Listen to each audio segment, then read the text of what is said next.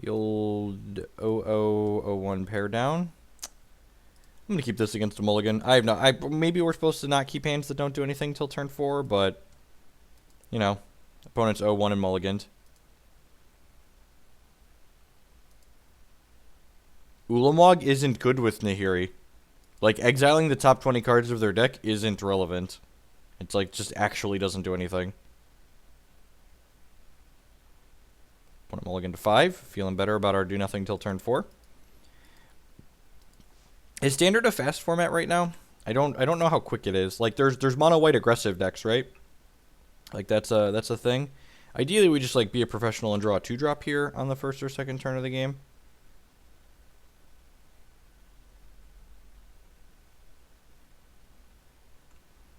See Pikachu running on screen there. Thank you for the follow. I appreciate it. Oh, I have an entire article that's being posted this week about the messes at GP Charlotte. Look at that. We drew a 3-drop. That's good. Still have a bunch of forests in our deck, so we're just going to go boop, boop. Nice solid curve. Humans on the downtrend. Format is slow. Okay. Feel better about keeping, like, do nothing till turn 4. I know there's a lot of different Cryptolith rights decks, right? Like, that's one of the things that are popular.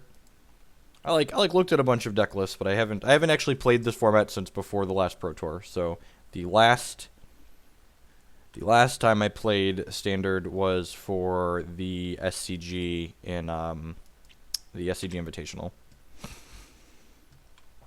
Another ally. Each opponent loses 1 life, and you gain 1 life. Sure, man. You do you. Stasis Snare. So we're gonna go ahead and play. This comes into play untapped, right? If we control 2 basics. Just don't even know what the lands do. How does this game work? Someone help! I need somebody help. Do do do do do. Every black deck has main deck Languish. Fair. Yeah, I saw a lot of main deck Languish decks.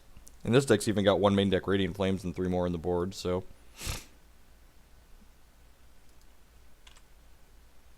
I'm assuming he's on some kind of Collected Company variant, right? Like most of the Forest decks are on Collected Company. Probably one of the few that isn't.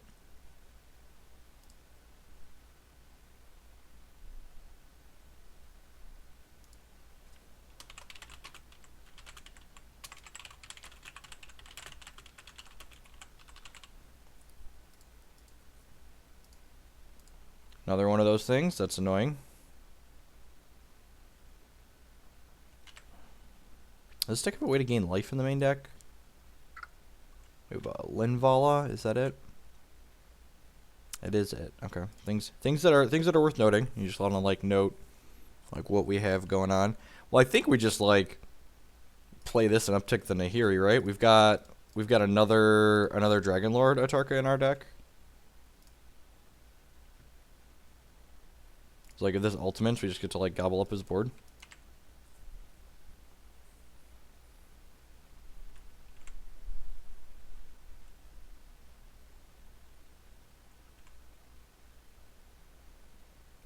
Our Grizzly Bear does a good job keeping back his 1/2s.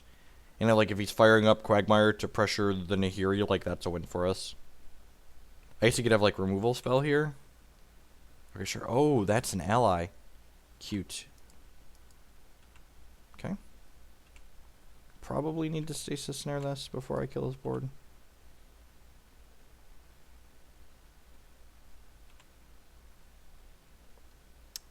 Let's start with this, see what we get. So I think I want to just go Advocate plus Stasis Snare and make sure I can ult this next turn. Like instead of playing these oaths out.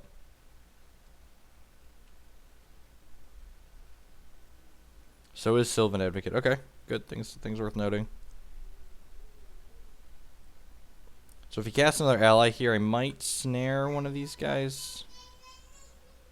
So he's got Veteran War Leader. His power toughness equals to the number of creatures you control. Tap another ally you control. Interesting. Okay, so what am I doing here? Am I snaring this? So I'm Atarka-ing him next turn off of the Nahiri. So I'm going to take 2 from this and go down to 13, and then I snare this, and Atarka clears his board then, and I take 3 more and go down to 10. Yeah, that's fine. So we're going to do this. We'll snare this guy. And the next turn we attack him for like infinite because we like play land number 6 plus attack with an Atarka.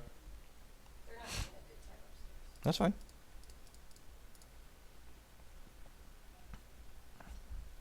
Oh, right. I could snare this, and then this becomes a 1/1 when I kill all of his guys. Because it says power and toughness equal to the number of creatures you control. Yeah, good call. Good job, team. Look at that. We're learning. We're learning. This goes poorly if he has Dramoka's command, but other than that, I think we're fine. Let's play this. Let's go find me a fatty boom boom. Fatty, fatty, fatty, boom, boom. Ba-da-da-da-da-da-da. Da-da-da-da-da-da-da. Boom goes the dynamite. Okay. Let's, I don't think there's haste guys that we care about, but let's do this first. Just like get our best information here. Yeah, look at how well sized that window is. Take Archangel Avacyn here. So you get to like flash in Archangel this turn and then like replay Dragonlord Atarka next turn. Opponent's super dead.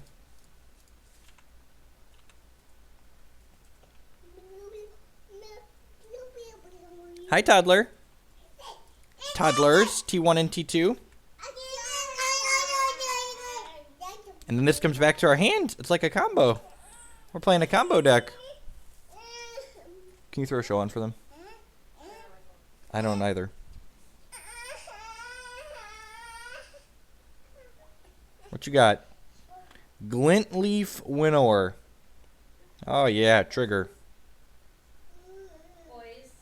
Oh wait, it only doesn't destroy target Nana. Is this an elf? It is an elf. Look at both of these are elves. The old elf mirror. Gotta love the old elf mirror. Alright. I've never cast this card before. Is it good? This card seems good, right? Indestructibility team. Flip my Nissa. Alright, hold on. We gotta take care of the kids here.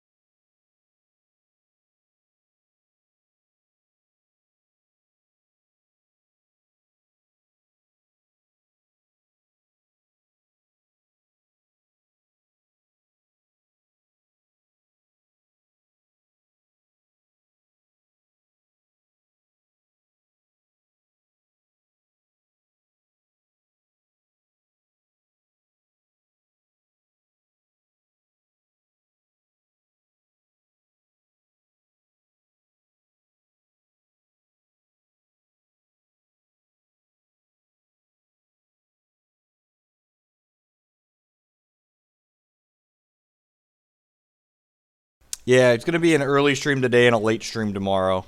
Have something that I have to...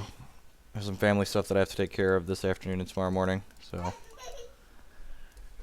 didn't want to skip streams. Morning, Jumos, Gaineslands. Replay my Dragonlord Atarka? Sure.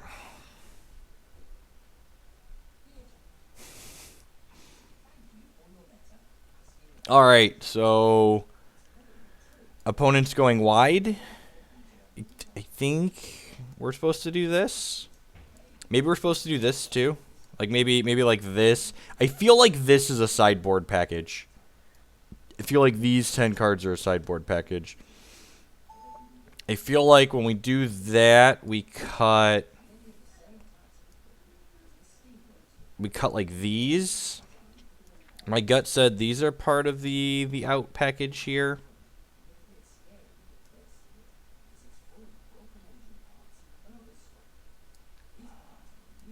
And jam these in, sort by cost. Maybe this isn't a matchup where I need Tragic Arrogance. Yeah, okay, right. Yeah, I don't really think Tragic Arrogance is what I need. Opponent's playing like ally stuff. So probably some kind of like collected company style deck. I need one more cut here. What's my... I've got 12 creatures and then 7 planeswalker now, so that's 19. That's plenty of hits here. God, I can't imagine...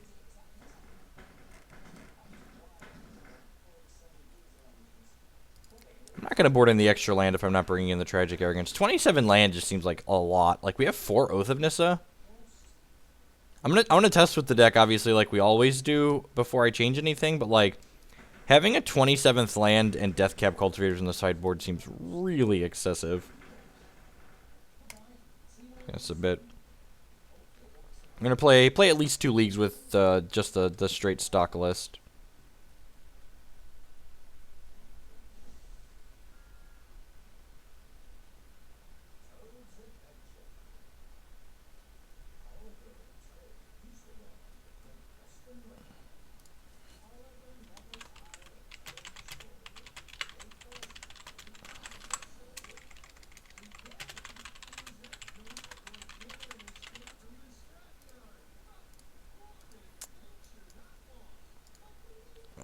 Alrighty, easy mulligan here. Definitely a keep with a scry on the draw. We have Oath of Nissa. Got our green not ponder. Oh, God. The greedy half of me really wants to keep this card, but I'm gonna be conservative and bottom it. We've got 4 of those.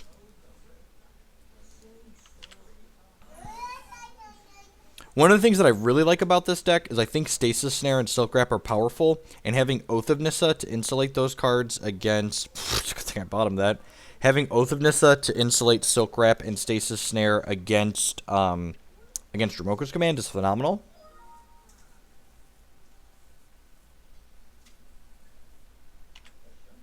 Lands. Mountain. We tried, you know.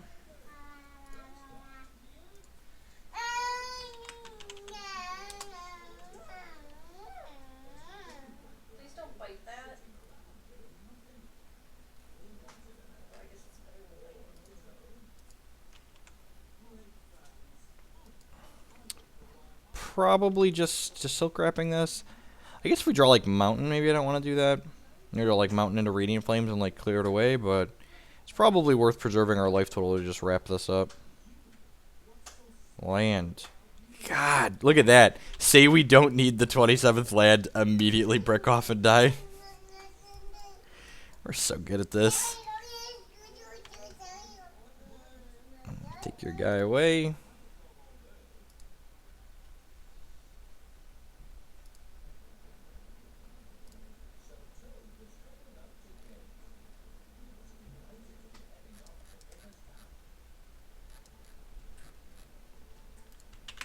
I would appreciate it if everyone in chat would take a look at that and feel free to share it around.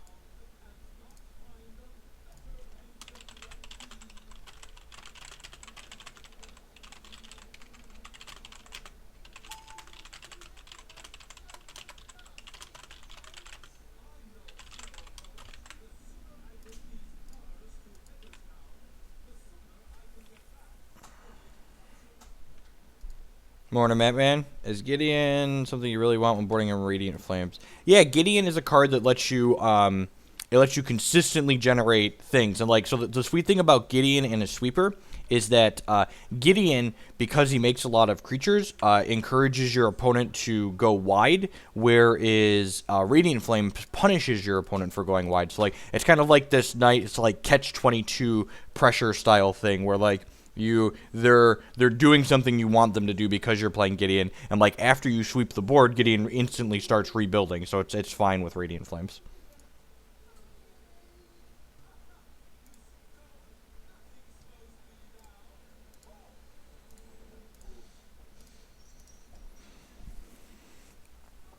Removal spell, and then Tuco Husk. Okay, so you're gonna attack for 3 here.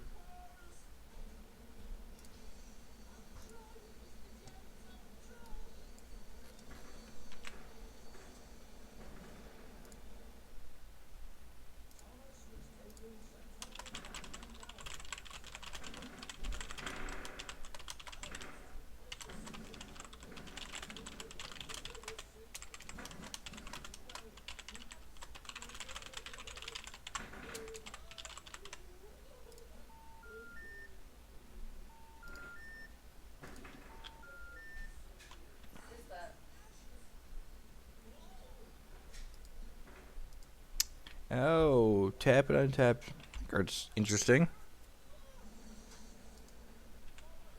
Yeah, Venom, I just sent my editor that note. It should have been corrected by now. Just pretty close. I guess we could peel Radiant Flames and be in this game, but not terribly fortunate right now.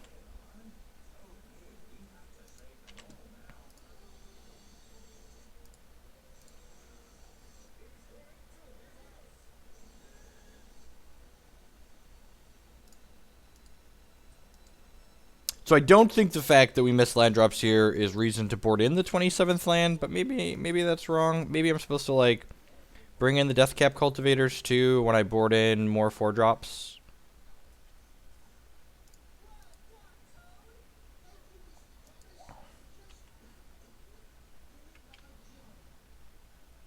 And he keeps giving this Vigilance because we have Nahiris in our deck. Yeah, I'm just going to go ahead and pack it in.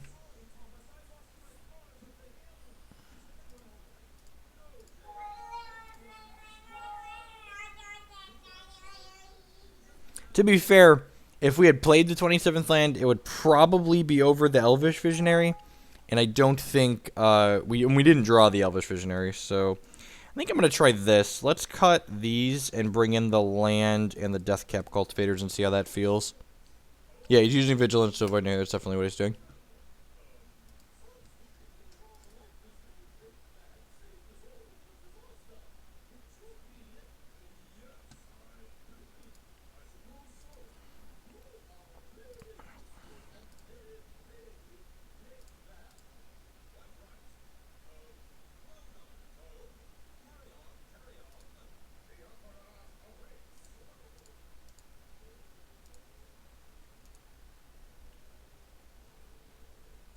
I played the Jeskai control deck that I played in Indianapolis in Charlotte. I went 6-3. I'm going to be writing about that on MTG Card Market this week for sure. For people interested, it was a few small changes to the list that I top 32 to Indianapolis with. Yeah, seems super reasonable. The old fetch. I guess it's a little awkward. We want to fetch basic mountain here on 1 to Deathcap Cultivator on 2 off of this, so we can't snare on 3, but not being able to snare on 3 doesn't seem like the end of the world.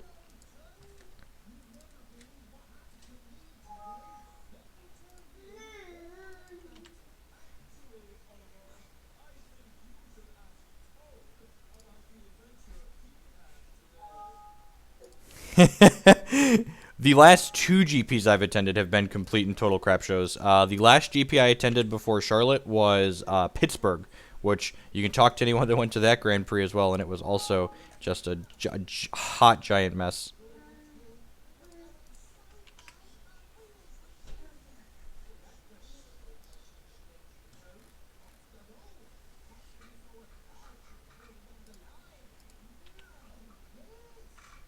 Yeah, I like the deck. I went 4-3, which is, you know, mediocre. I made a mistake in one of my matches at least, probably more. Like, the thing about Magic is, like, if you think you made a mistake in one of your matches, odds are you made mistakes in at least twice that many. So, wouldn't be surprised if I ended up punting away more than that. I think the deck's very powerful. It actually, I'm gonna be writing about it this week for sure. But like, you know, a short TLDR is that, like, it feels like it actually fixes problems that the archetype has. Like, I feel like the Jeskai Nahiri deck, I always feel like it didn't fix problems that Jeskai Control has as a deck. So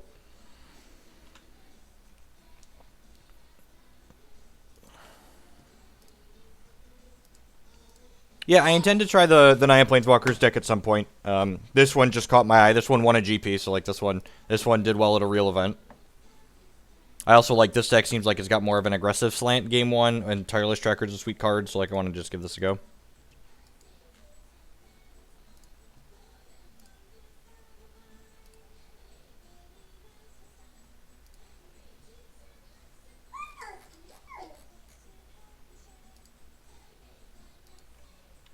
Will Nahiri be banned in June?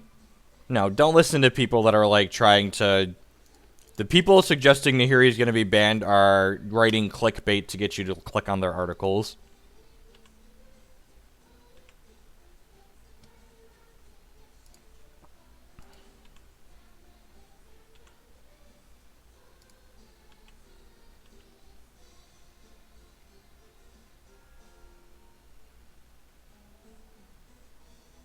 Anguished Unmaking, sure. I'll go ahead and Silk Wrap. I think I'm Silk Wrapping the healer. I should probably Silk Wrap this, right? Because the healer, he can just sacrifice otherwise. Oh, this is legendary, so like maybe I just don't care if he's able to sacrifice that. Although I guess if he gains a lot of life, this card can get annoying. What are my opinions on ramp decks in Standard? I have no educated opinion on any deck in Standard. I have not played this format since before the last Pro Tour.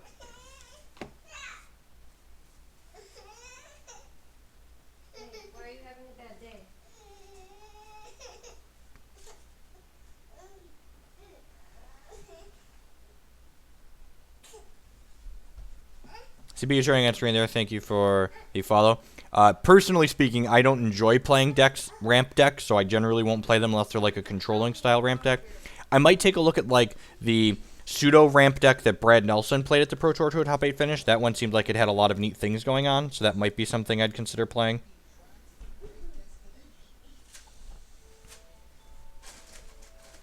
Declan, you're going to be in trouble.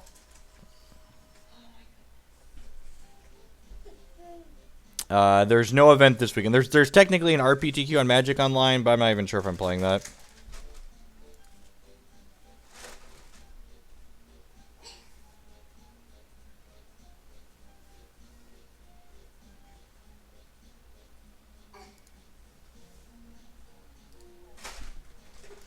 The guy playing Mill did not do well, believe it or not.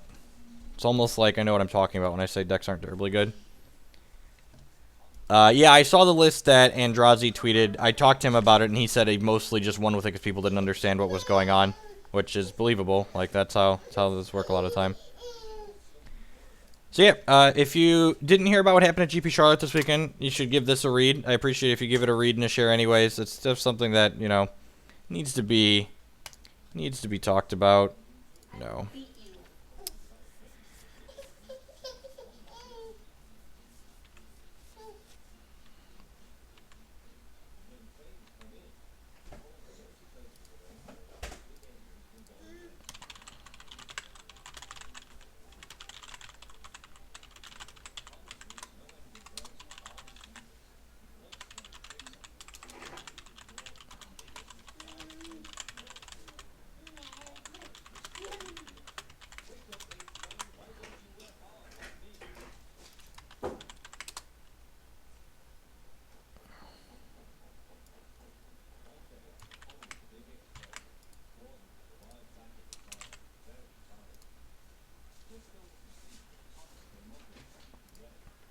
Alright, we're going to hold lands in our hand at this point now because we have Nahiris in our deck that we can discard them to. Our Avacyn seems good. So, I think I'm going to ship in with this, not only because it encourages him to block, but it also encourages him to attack next turn. No, I wasn't planning to go to GP Minneapolis even before the mess at Charlotte, but...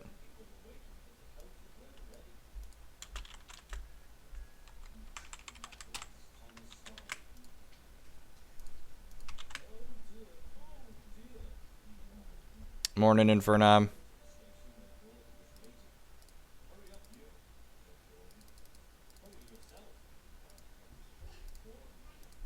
Collect company, sure.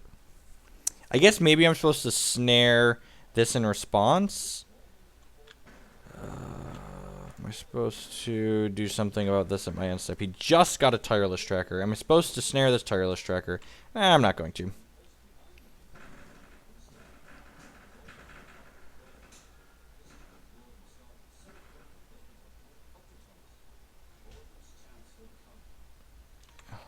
It's just the type of person I am. Alright, so he doesn't attack into the Avacyn. Smart man. So, the fact that he doesn't attack into this probably means he can't remove it. So that's good for us. Because, like, if he can remove this, you just, like, snap attack into it.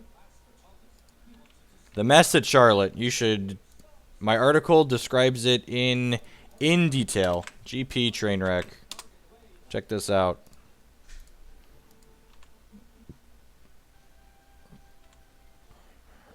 So we're going to attack with both of these because I wouldn't mind him killing this, so Avacyn flips. So he's going to 12 here. I wonder if I'm just supposed to stasis snare this. I feel like he has another collected company here, though. Like, he hasn't been playing lands, so, like, he has to have spells, right? If he has another collected company, we've drawn enough air that we might lose this game. Hopefully he bricks again.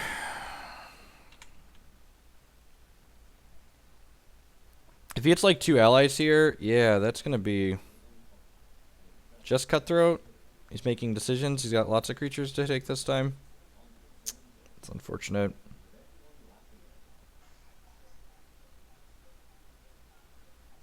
Two Tyler's trackers. Yeah. This is only a creature I control dies, right? For a non-angel creature you control dies. Yeah, get some clues. It's possible I'm supposed to snare one of those.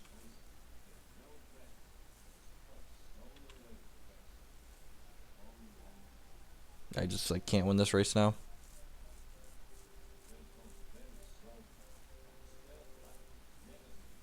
Nah, never assume your opponent's gonna make the right play.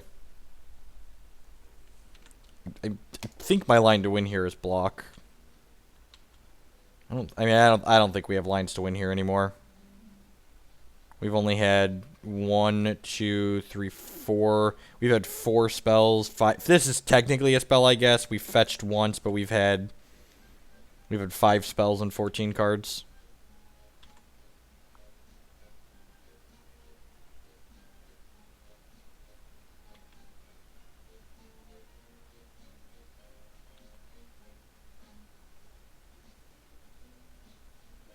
Maybe I'm supposed to snare this before damage.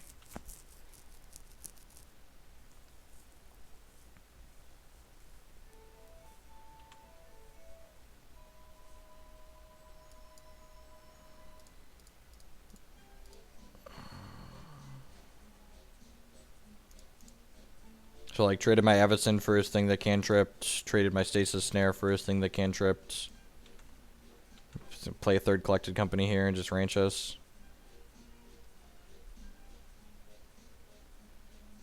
Wow, he even paid for the clue wrong.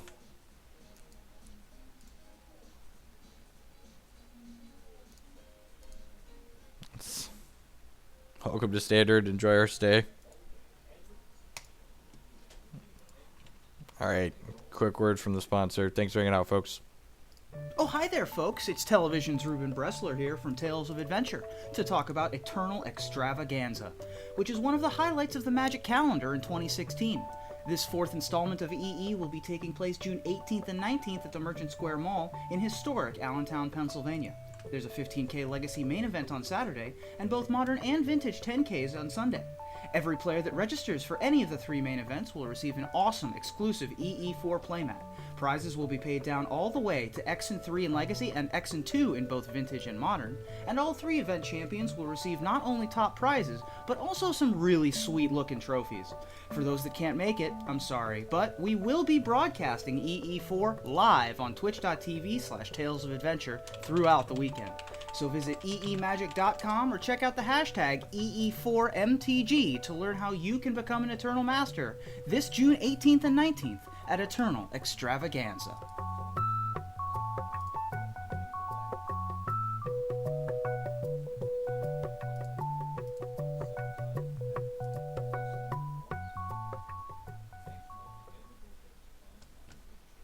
Alright, welcome back.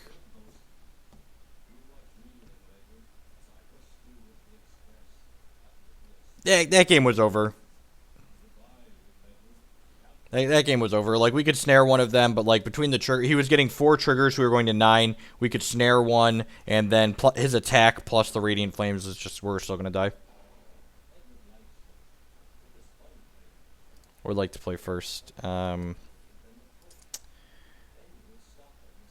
God. Mana is so awkward.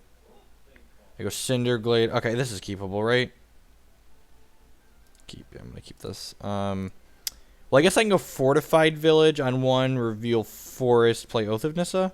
Okay, yeah, I guess reveal that.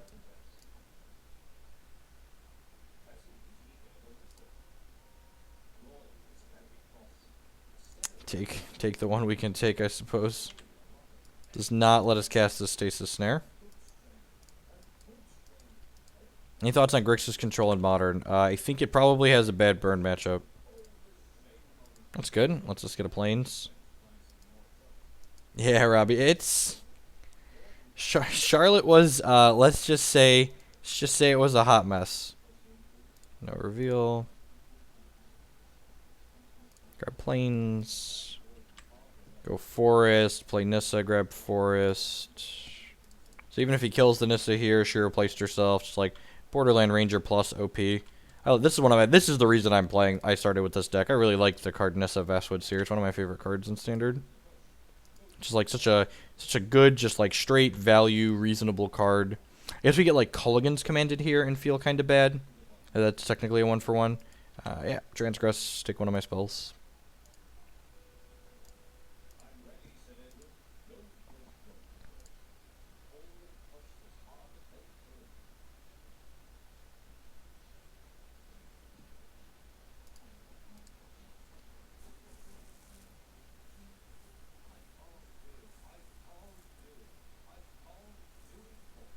I have a hex question for you. What do you think about replacing Chloro with Cottontail Explorer in Wintermoon? That's an interesting question. The problem is I don't really like playing Cottontail with only 22 shards, and like Wintermoon deck plays less shards because you're playing Chloro. I think I would want to get somewhere between 24 and 25 shards, probably with some shard prisms if I was going to play Cottontail in there, so you need to push things around a little bit. Takes my stasis. Alright, OP's missing a land drop. We got that going on for us. That's a good draw. He doesn't know about it.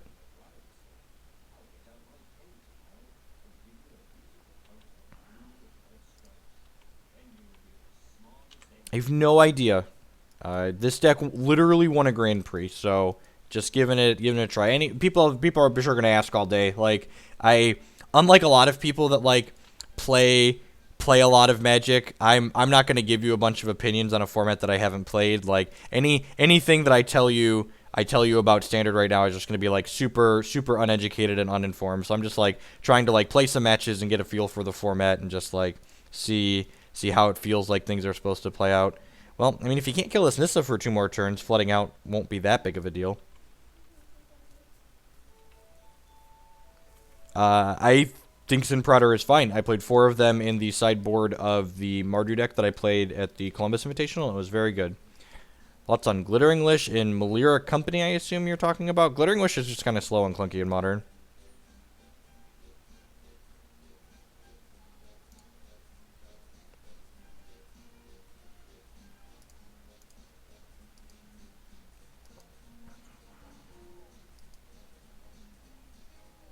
Yeah, it definitely lets you... Wonderful. It definitely lets you trigger... lets you activate Wintermoon more consistently, which is definitely a plus. Like I said, I think my minimum would be 24 shards, and like, shard prisms are things that you're probably fine having in the deck regardless. When it rains, it pours. Please live for one more turn, Nissa Vastwood Seer. Please live for one more turn, Nissa Vastwood Seer. Please live for one more turn, Nissa Vastwood Seer. I just gotta believe. Just gotta believe in my little Nissa. It's gonna get Culligan's commanded this turn. I can feel it. I can feel it in my veins.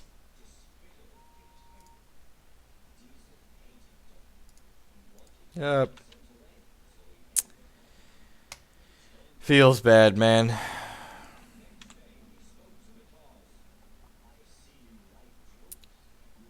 I'm going to play one more land out. Actually, you know, I'm supposed to hold that. We have tireless trackers in our deck. Yeah, little things like that will lose you percentage points in games for sure. Is mono green Stompy competitive enough for tournament play? No idea. Probably not. If you're talking about Modern, it's like, it's a fine budget deck. I don't know. I don't think I'd play it on an Open or Grand Prix, but it's a fine budget deck for like F&M or just like weekly events.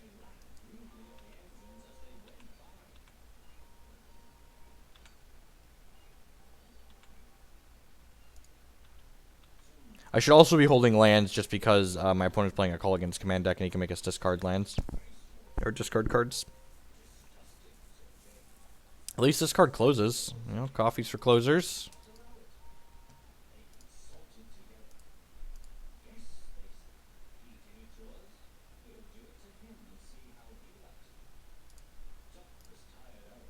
Ultimate price. Yep.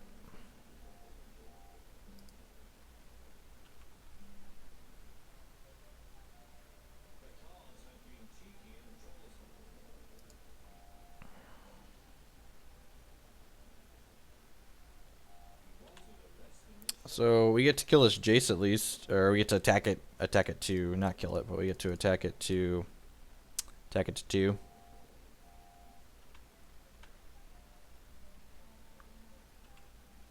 Again, not playing our lands out. We've got Tireless Trackers and Nahiri's in our deck.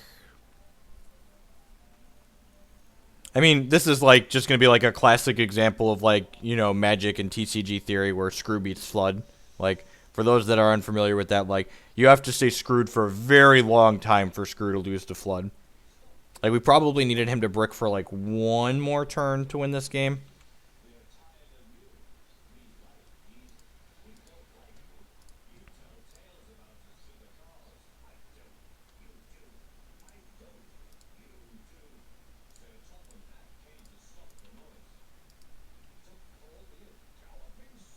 Avacyn only flips when a non-angel creature you control dies. So, playing an Avacyn does not flip another Avacyn. Right on time, Silk Wrap. I mean, before you delve into saying the shuffler on Magic Online is broken, the only thing you have to consider is, I can only assume that the Magic Online shuffler was written using the same quality of code that designed the rest of Magic Online. And you can take it or leave that to mean whatever you want, but assuming the shuffler is written using the same quality of code that the rest of Magic Online uses, we can only assume it's awful. Not that like this could happen at a real event. Like, you know, you're gonna flood out sometimes, and sometimes you flood out 2 games in a row. Like, you know, that's Magic. Like, that's what keeps the game interesting. The fact that, you know, anyone can win any game keeps the game interesting.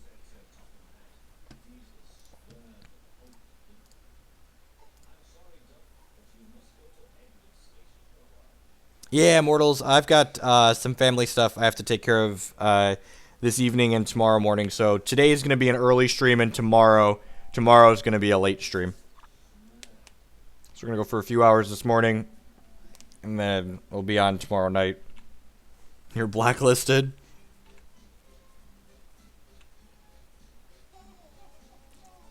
Flavatog with the 2-month resub. Thank you for the continued support, mate. I really appreciate it. Welcome back. Kick our counter up here by 1.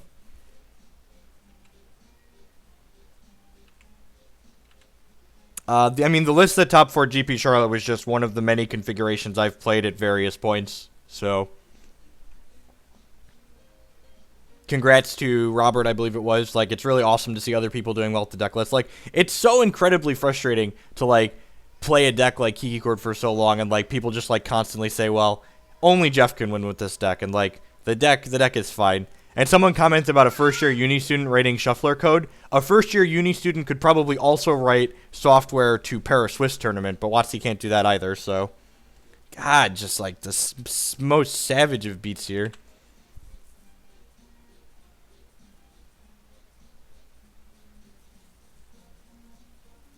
Also, I can only assume that the Magic Online software developers couldn't figure out how to blacklist people if they wanted to, so I'm assuming I'm not blacklisted and this is just variance.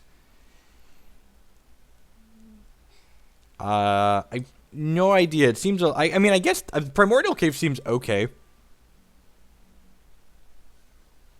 Oh, yeah. Yeah. We're like 0% to win this game, but I kind of want to see some more cards our opponent has in their deck, so we're gonna play another turn or 2. In one word, what was my experience at GP Charlotte? Is poop soup one word? That's 2 words, right? Poop soup. I would use the words poop soup.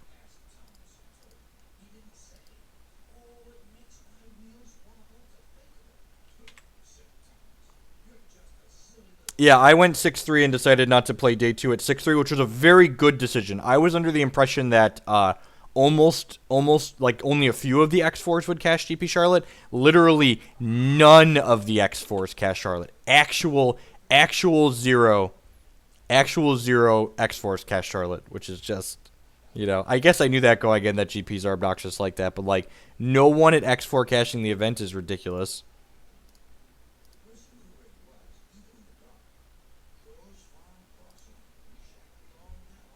All right, what are we doing here? I feel like this is a Gideon matchup. This is definitely not a Radiant Flames matchup. This doesn't seem like a Silk Rat matchup. I mean, opponent has Jace, but I think I just want 4.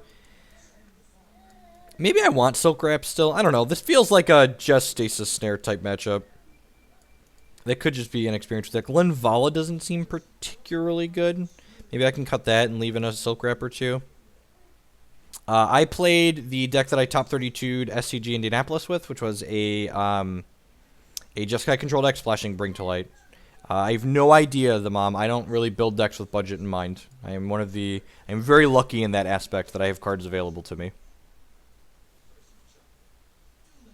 That's not so absurd. No, it's only not absurd that X-Force didn't cash in the context that people accept that as the norm for Grand Prix. Like, at 11-4, I top 32'd the Open in Indianapolis, and like other people top 16'd at 11-4. So like, you know, it's different strokes for different folks, I suppose. But like, having to go 12-3 to min cash a tournament just sounds miserable. Like.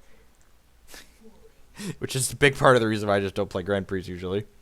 But people on stream were very generous and donated to get me there because we had people asking if I'd be there, so I went. And we went 6-3, and then we skipped the second day so we could get home in a reasonable time because I had to drive 11 hours home. Yeah, I think this is just what we're doing here. We're just like boarding in the Gideons and trimming this and the Radiant Flames and one of the Silk Wraps. Seems fine. Killian Reds with the 3-month resub. Thank you for the continued support. I appreciate it. And, like, the funny thing is, like, people that are saying, like, GPs have always been like this. GPs haven't always been like this. It was literally last year that a 2,000-person GP or 2,400-person GP like we had at Charlotte would have paid down to 150 people. 150 people would have gotten paid at Charlotte under the GP structure from last year. But they took money away, and they took that structure away from us. I find poker mildly frustrating and often boring. It's similar to Hearthstone in that the gameplay requires skill, but it doesn't have a lot of depth to it. Like, the lines are pretty defined. GPs are obviously much more competitive. I disagree that GPs are a lot more competitive than Opens. I think the median player at most Grand Prix is a similar skill level to the median player at most Opens. I would accept that the highest echelon of play at Grand Prix is a little bit stronger at GPs, but like that like fraction of a percent or maybe even 1%, like you're not playing against them most of your rounds. You're playing against the median and like average and below average players.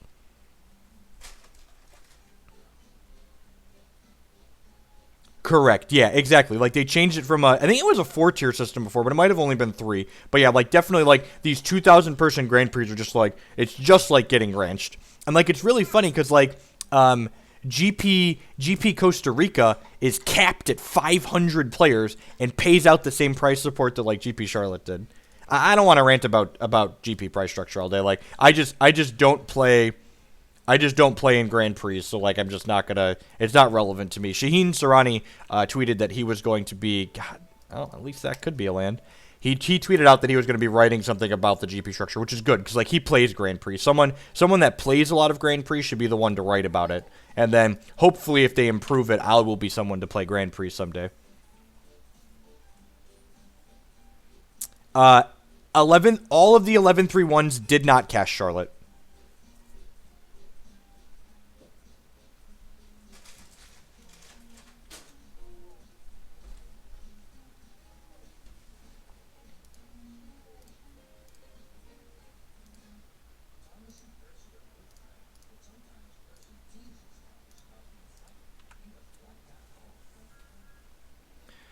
What's the best way to beat Tron with Kiki Cord pre and post sideboard? You should play a Fulminator Mage in your main deck, additional Fulminator Mage in your sideboard. You could play Crumble if you really want to, and Stony Silence is also reasonable.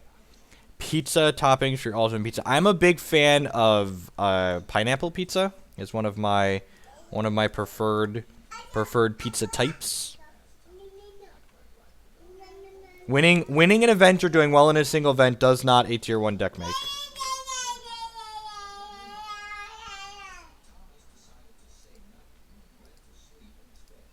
beat Tron once with an Abrupt Decay. Why not? Percentage based. Because it's just, you know, I don't even want to. I don't want to ask. Like the decisions WotC's made in like the last year are just like so ridiculous.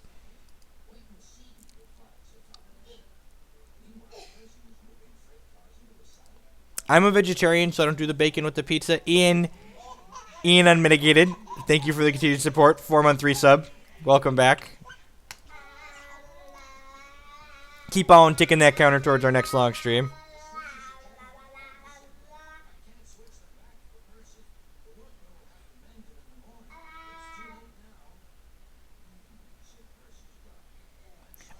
The people that want to make the comparison that the top 30% is better, like some arbitrarily large number like that, I think that's way too high, and the people that are making those comparisons just want to like masturbate to how smart they think they are. Like, you're just like trying to make yourself feel smarter because you play Grand Prix instead of Star City Opens. Like, speaking as someone that, like, I've played, you know, probably half a dozen Grand Prix in the last year, and like played a lot of matches. I top 16 one, I top 64 another, and like day 2'd all but 1 or 2 of them. Yeah, I think I'm like 66% on day 2-ish rates. I usually have 2 or 3 buys. Like, yeah. All right, well, that can maybe be a land drop. Keep this oath.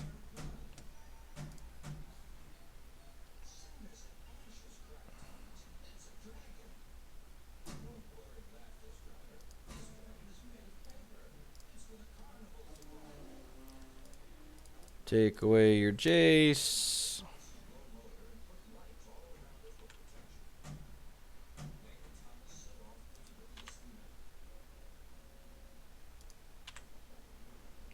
How long ago were you studying in America? Like, the events have changed. Like, not even 5 years ago, SCG Opens were like 7 and 8 round tournaments that didn't even pay out $5,000 worth of prizes, and there was like no one traveling to play in them. Whereas like today, they're $20,000 tournaments that are consistently 600 plus players.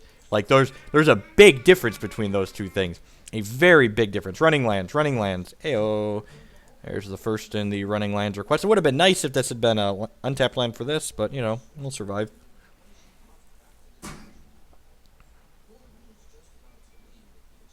Two years ago? Okay, so they were barely 10Ks at that point. Maybe they were 10Ks. So that's 2013. They were just starting to become 10Ks. Like, literally half the price support.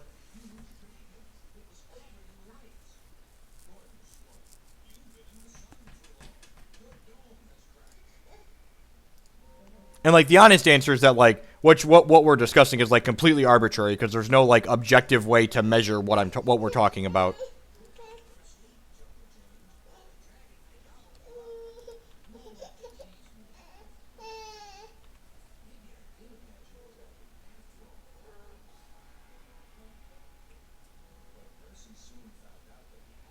I'm going to try and, like, Mulligan's command this, make me discard. Read the bone, sure.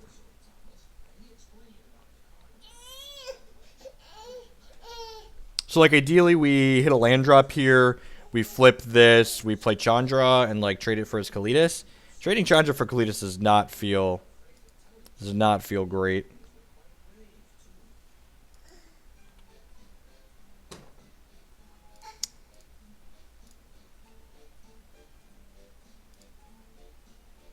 Why don't I play limited draft? Because I don't find limited interesting, and I don't play in tournaments that are limited, so I just don't have any reason to play those. There's also plenty of people that stream those formats already, so it's just like bringing more people. This was a mistake. I should have. Well, I don't know. I might play Chandra and plus it, so I guess this isn't strictly a mistake. If he goes to kill it here in response, will Archangel have a Sid?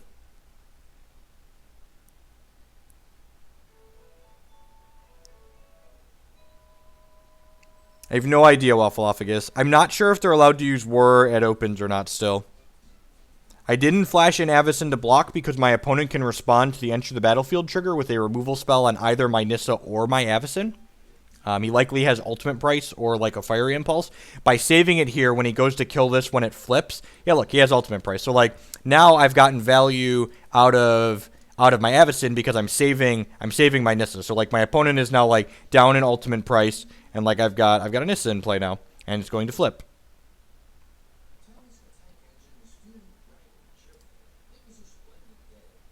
So now what do I want to do as a question? I feel like I just want to make a 4/4. He very likely has more removal spells, which sucks.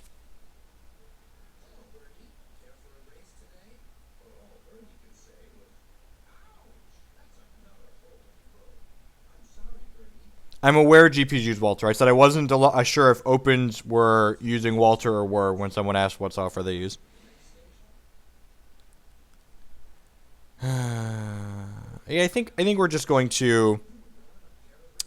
I think we're just You ever have any questions about a line? Like, I definitely make mistakes on here, so like discussing lines is worthwhile. But that's why I didn't take that line. I definitely think it worked out like ideally, like how I thought his hand was set up. So it was nice. The problem with making a 4/4 is that if he has a removal spell for this, he can sack the zombie to Kalitas to like survive it. But then that means we get to draw a card with his next turn. So I think we're supposed to make a 4/4 here. This is kind of bad if he has a Mulligan's command. He can shock the Nissa to kill it. But I think our best play on average here is make a 4/4.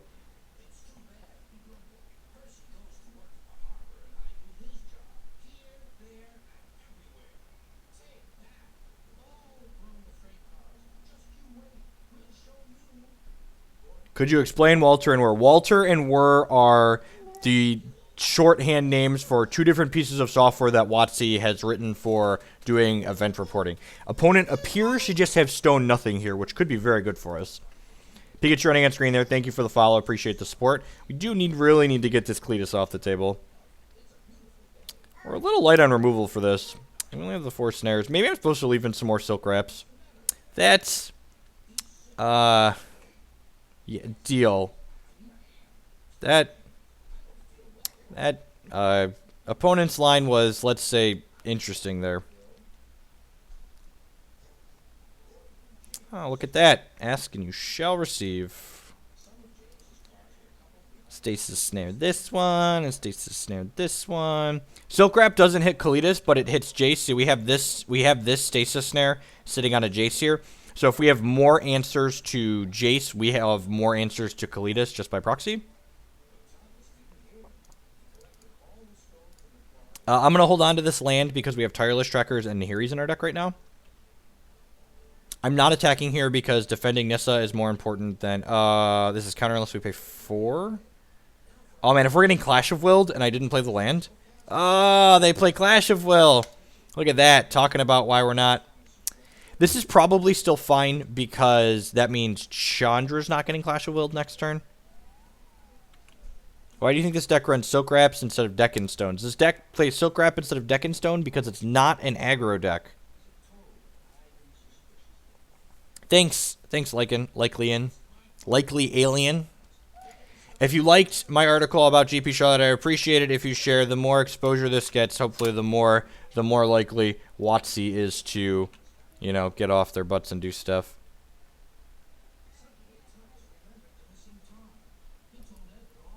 So we are losing our Nissa here, unfortunately. I mean, we've played literally this is our 5th game with the deck, and we're down a game in this match, and we lost the first one. So I don't really have an educated opinion on it. So regardless of how we blocked here, Nissa was dying.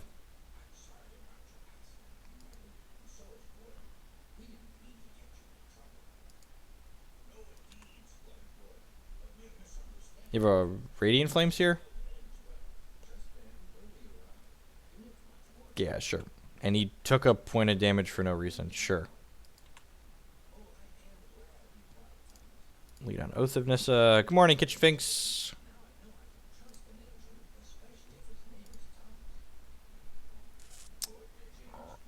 It's a lot of toys. I think I want the Gideon. Yeah, I think I want the Gideon. I'm going to play Chandra and plus it here.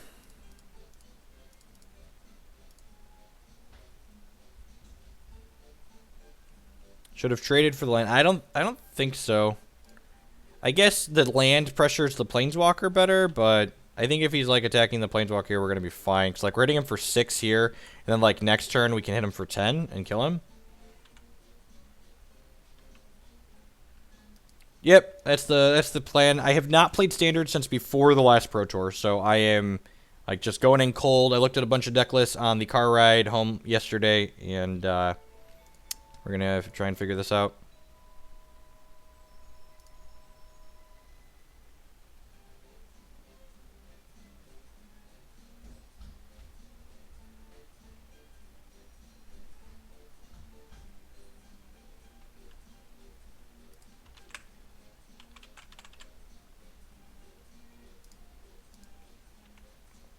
Oh, that feels real bad.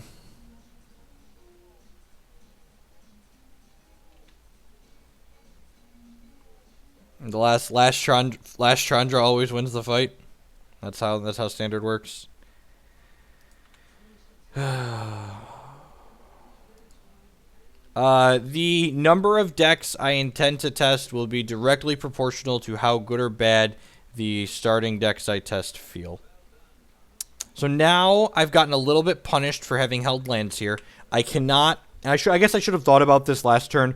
I can't fire up Needle Spires and play Gideon this turn. I think I just want to crack him with Needle Spires.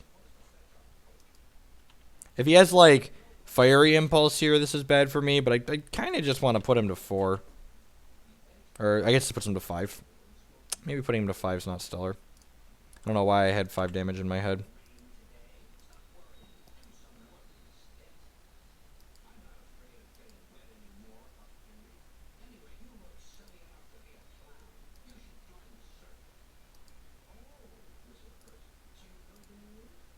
Sure, this deck might not be very good. Like, it hasn't put up any results past the GP that it won. Looking at things online, so this just so supremely punished. Ugh.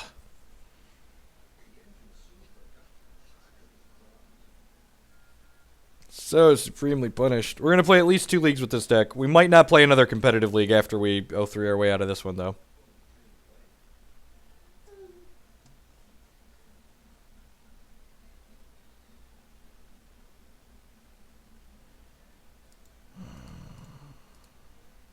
I guess it can't hurt to wait one more turn, but this game is basically over.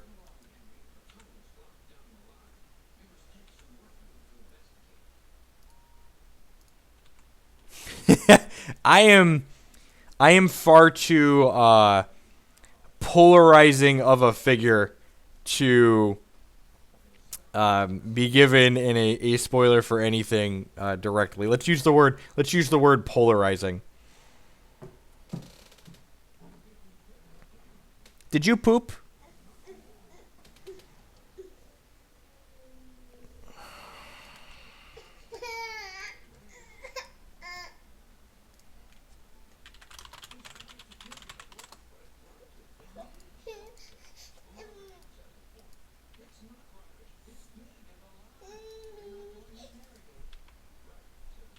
I mean, hindsight's 2020.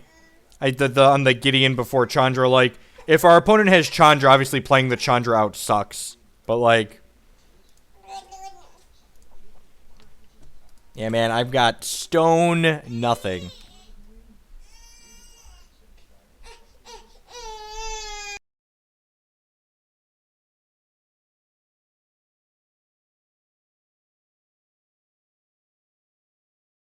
Because he pooped.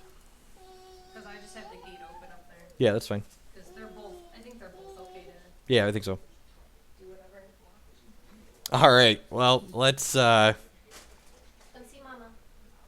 the old quick 0-2. Good start back to standard. Do you need a nap?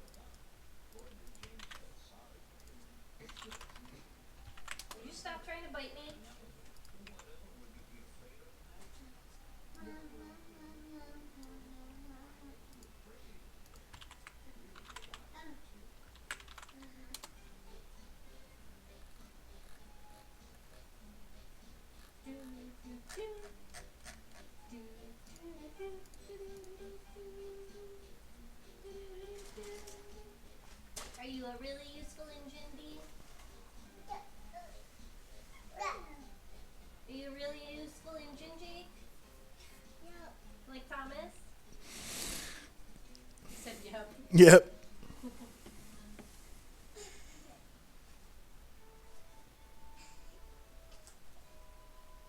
Are you?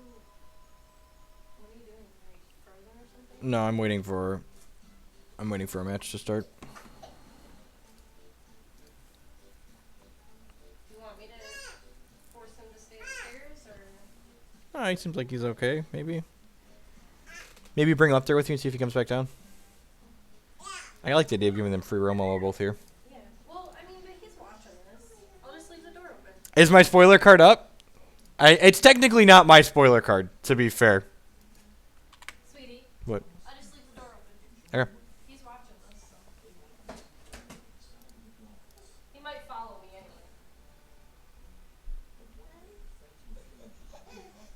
So I teamed up with Tolarian Community College. Love Professor's a great guy. You can hear his music as I load it in the background. Check this out. Alrighty, look at this. Is this hand keepable? Yeah, that's sweet.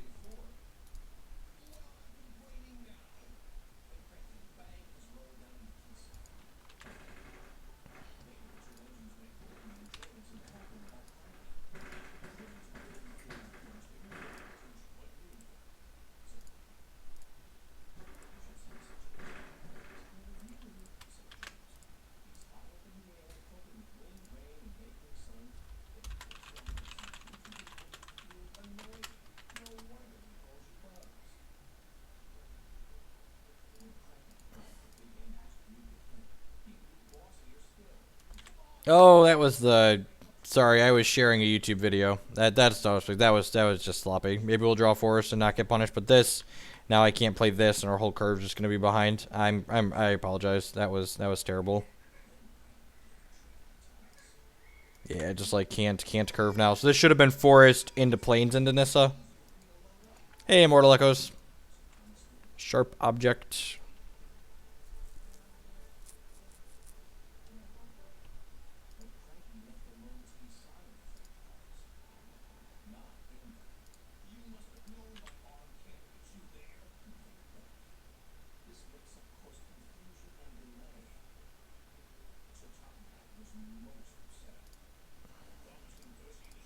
I haven't actually seen. I guess I should. Maybe we'll all watch. We'll all watch the video together here. I haven't actually watched the professor's video yet.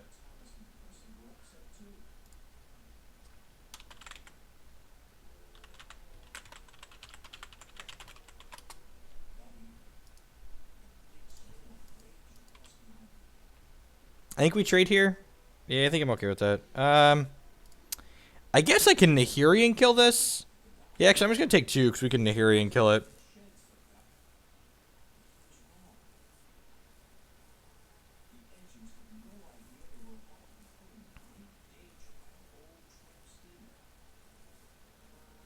Yeah, I haven't seen the cartoon that he did yet.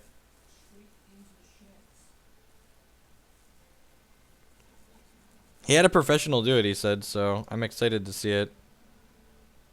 How is Nahirian standard? No idea. Do not have a real opinion on it just yet. I think we're supposed to take our second white here.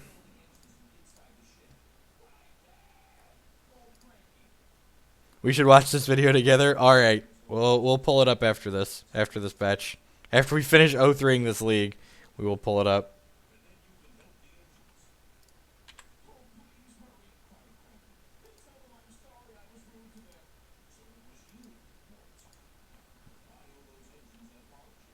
We will watch it together after this.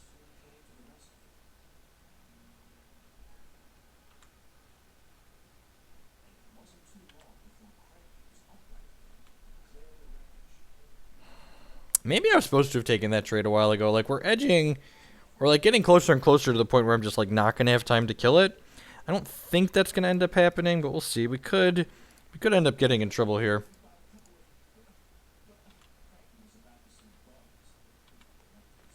I think I'm holding this back, actually, because I think I'm willing to block at this point. Especially since we have a second one in our hand here.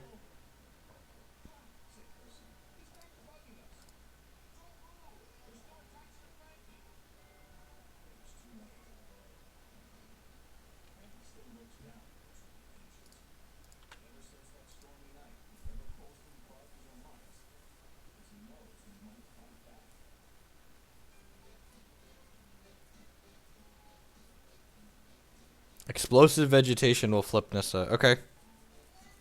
Yeah, and seeing again, just like those are things that like I'm not thinking about. Like I haven't played the format, so I'm not super familiar with it. But I definitely believe that explosive vegetation is in our opponent's deck. You know, it's also possible. Maybe I'm supposed to have attacked with my Nissa there. Okay, so he's gonna attack with this. So this is good for us. So we can Nahiri it. We're gonna Nahiri it, and then we're gonna lose our Nahiri to his Sylvan Advocate, which feels kind of bad. But I think. We definitely just want to get... I guess I could go Stasis Snare plus my own Nissa. But I want to Nahiri because I want the Snare to kill his Advocate. Be wary of Silumgar. Okay.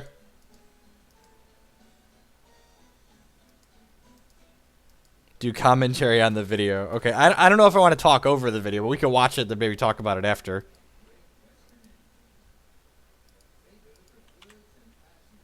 So we're taking 4, and Nahiri's dying here. Our leftovers are pretty good, though.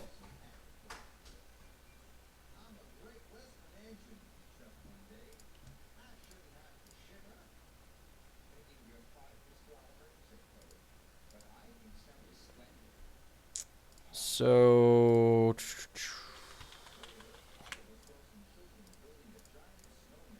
play Nissa...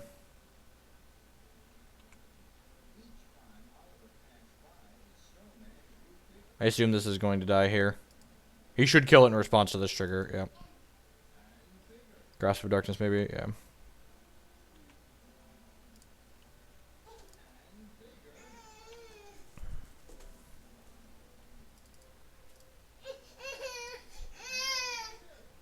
So we're going to exile this.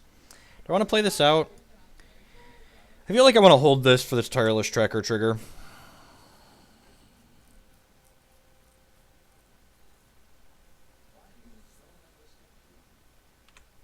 Okay, fair.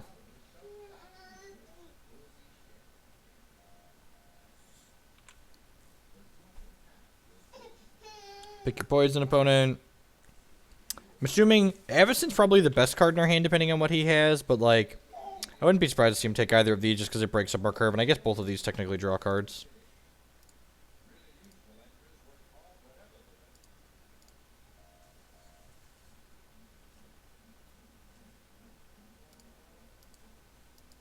It takes on a Nahiri because it's basically a removal spell.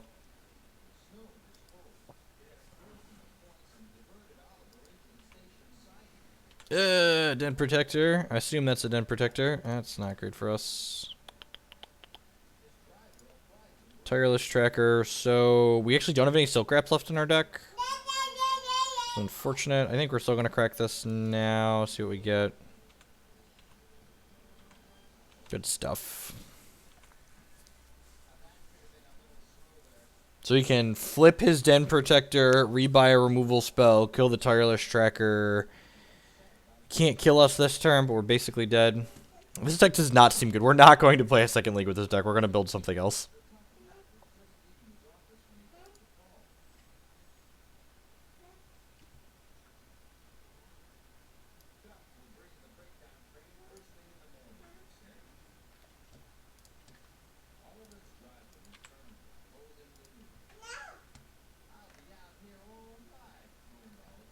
We are basically just on like the mono flood out and die plan, so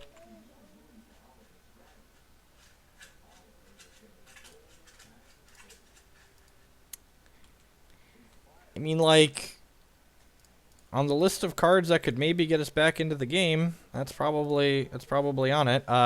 Again, getting punished for having not played the land out because now I can't go Nahiri plus Avacyn this turn. Just another land and die.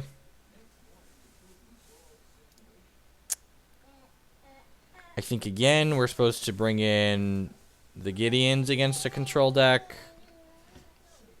Silk Wrap doesn't seem. I guess he has Sylvan Advocate. So Silk Wrap seems fine.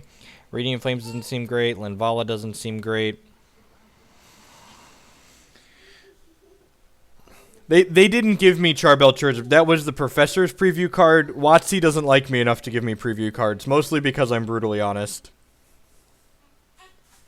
I'm obnoxious too, but I'm mostly just honest.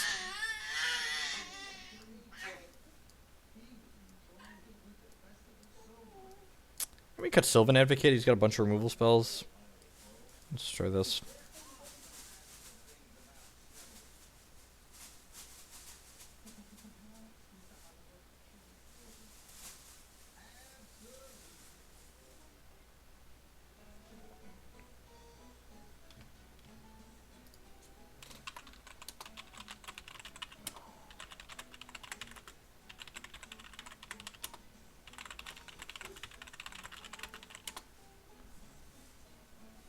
Are we back? I'm gonna refresh my other browser. I think this was actually. I'm pretty sure this was actually a Twitch issue. Like we've had issues with my connection and my setup before, but actually the only thing to drop out just now was Twitch.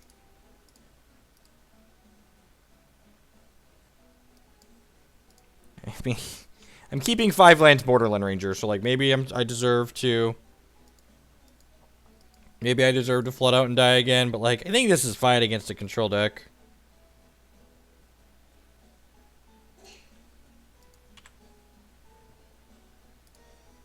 Thank you to everyone that stuck through the connection issue.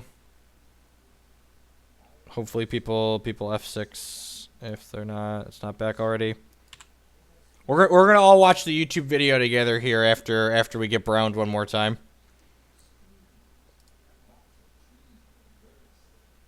Hey, look, we drew a spell. That's a good start.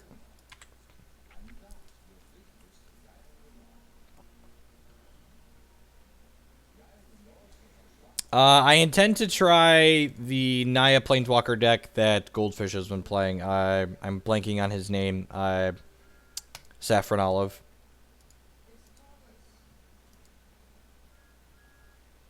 There is some quality Thomas going on in the background.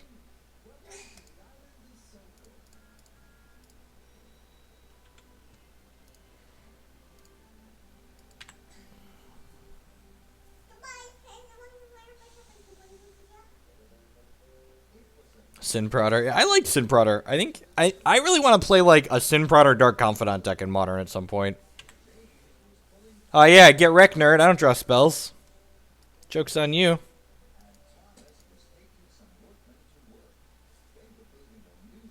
Yeah, skill game.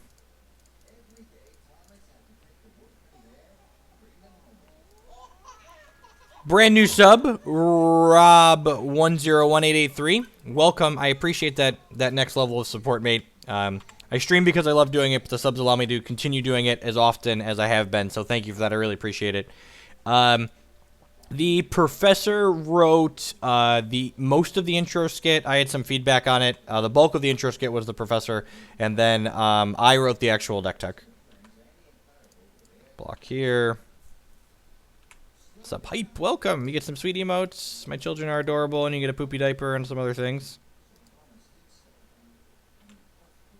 No, yeah, I definitely want to try the deck that Saffron's been playing. Like not close. Want to try that. So I think I'm going to plus this and attack with it. I don't think he has anything that can exile it, and the reason why I want to do this is this means it doesn't die in one hit to a Sylvan Advocate, and we can emblem it later, and our opponent can't just Silumgar to kill it.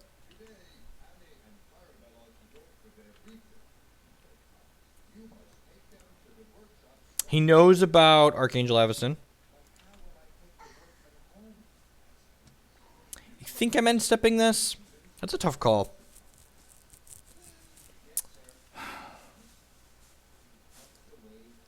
Actually, I think I'm going to save this to protect the Nissa again. That seems more reasonable.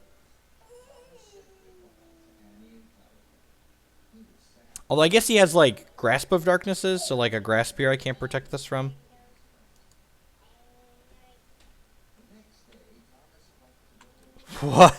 What a savage blowout. What a savage blowout. Ugh.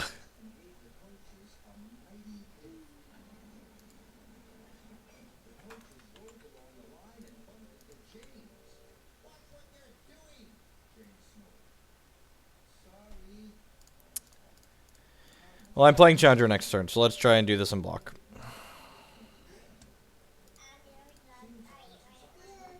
I'm sure it's dying in response to this trigger, but...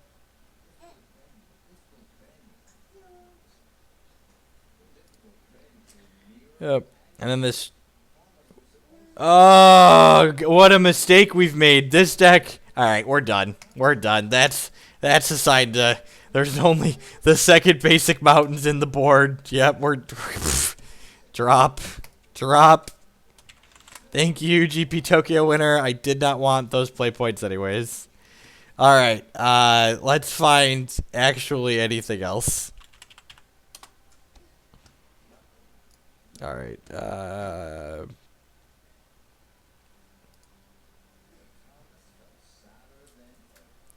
Alright. Safford's been doing well with this deck. Let's give it a try.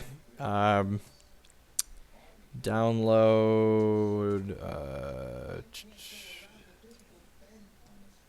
Oh, watch the video. Right. Okay. All right. All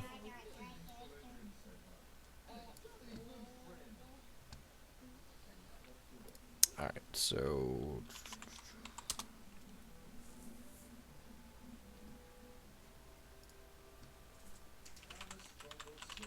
I guess I don't need to.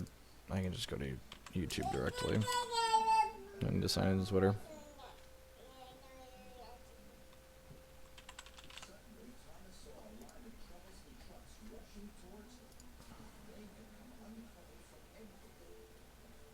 His updated list is below what I am copying. Thank you. All right, so.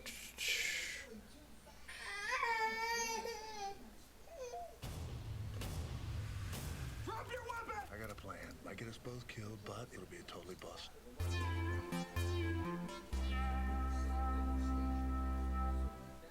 Woo! With Eternal Masters coming out, I have just got one question on the mind. What should I build in Legacy? Let's see. Alright, what do we got here? What do we got here? We got Counterbalance. Merfolk. Nah, everyone will hate me. High Tide. I have no idea how that works. Huh. Charbelcher. That's an affordable Legacy deck. Hi, I'm Hoogie, the MTG assistant. It looks like you are trying to build a magic deck. Would you like some help? Hoogie is so annoying, but he builds pretty good decks. It looks like you are trying to build a legacy deck. May I suggest playing Modern instead? Would you like me to guide you through Modern Kiki Court?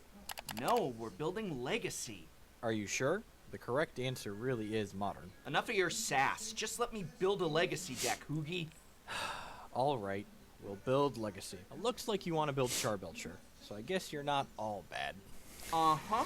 Let me just import this Belcher deck list from 2011, and we're all done. Good thing Legacy never changes. It looks like you don't know what you're talking about. Though slightly inferior to Modern, Legacy is still a dynamic format where deck lists grow, evolve, and refine over time. Are you sure about that? Let's build an actual competitive Charbelcher deck instead. Alright, Legacy Charbelcher, which I can only assume is mono red goblin aggro. Let's go. It looks like you really don't know what you're talking about. Charbelcher is nothing like the deck you described. Would you like a tutorial on Charbelcher? Okay. Great. Before we begin, it looks like some of your artwork needs updating.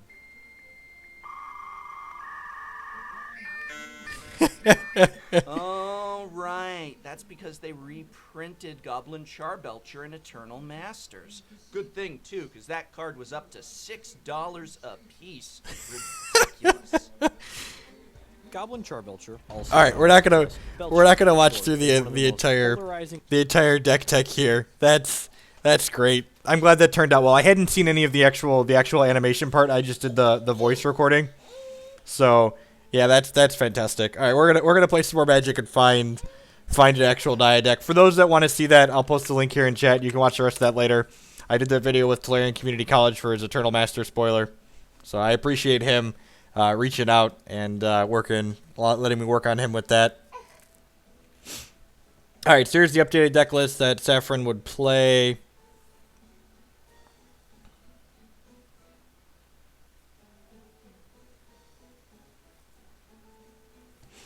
I'm not sure who did the animation. Someone had asked who did the animation. I'm unsure. Foil Russian stomping ground. That's the best. Is it? Oh, does he keep going through decks in the Legacy format? Ha! That's exactly what Erin Campbell said about Legacy Dredge in her video. It is the definition of... Do Legacy players have some kind of persecution complex about the decks they play? Belcher while it's still in our deck. This leads many people to playing Taiga as the lone land in their Belcher decks. The optimal land, however, to play is a Russian foil stomping ground. The reason for this is it sends the message, I can afford a Taiga, but it really doesn't matter. Wait, so you're telling me that this deck doesn't even need to run any of the original dual lands? I can just put in a plain old stomping ground? Russian foil stomping ground. Send a message. No, but... I suppose if you must. Moving on, the last card in the main... that? I'm gonna have to watch this whole thing later. That's great. All right, let's play Magic for now. Let's play Magic for now. All right. Import Naya Super Friends is the one I downloaded later. So this is his later one.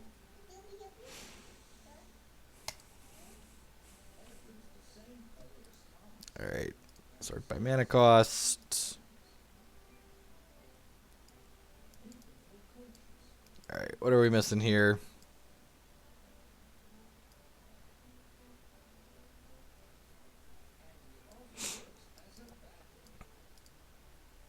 Okay, so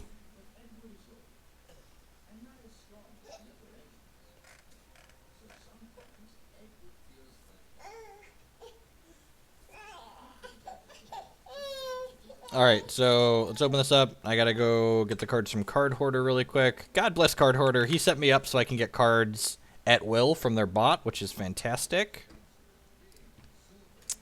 Death Miss, I'm starting with deck lists that other people have been playing successfully. For people asking why we're not playing this card or that card, that deck we just 0-3'd a league with, won a Grand Prix, and I'm sure I played less than optimally and didn't sideboard, but the deck doesn't seem particularly powerful at first glance, so we're gonna try some other things here. All right, so load this up. I already have Avacyn's, Advocates, Tireless Trackers. I need one Chandra. I have Gideon's. I have Nahiri's. I need 4 Nissas. I have Oath of Nissas. I have Radiant Flames.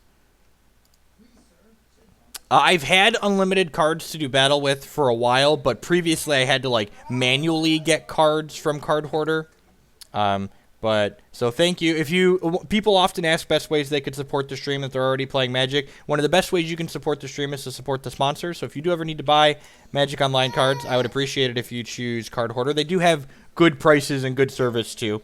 Like their automated bot is super easy to use. It's actually what I'm going to use to get these cards here in half a second. All right, we need Hangerback Walkers, Tears of the Valakut. I have Radiant Flames. I have Pulse of Marasa. Do I need more Chandras? Yeah, I need more Chandras. I have the Canopy Vista. I need Fortified Villages and Game Trail.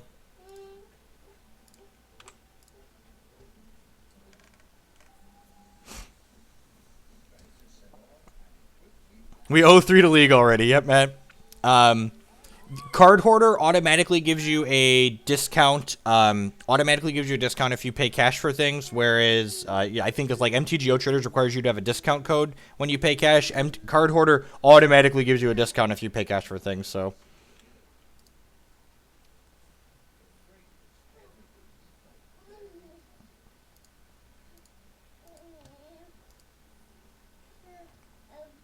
All right. So we're gonna get some cards here. Yeah, if you didn't catch the YouTube video, here it is.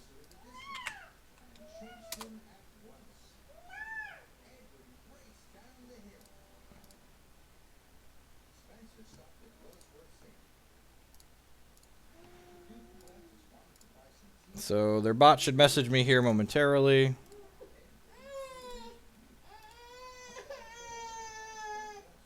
Well, thanks for watching, Callum.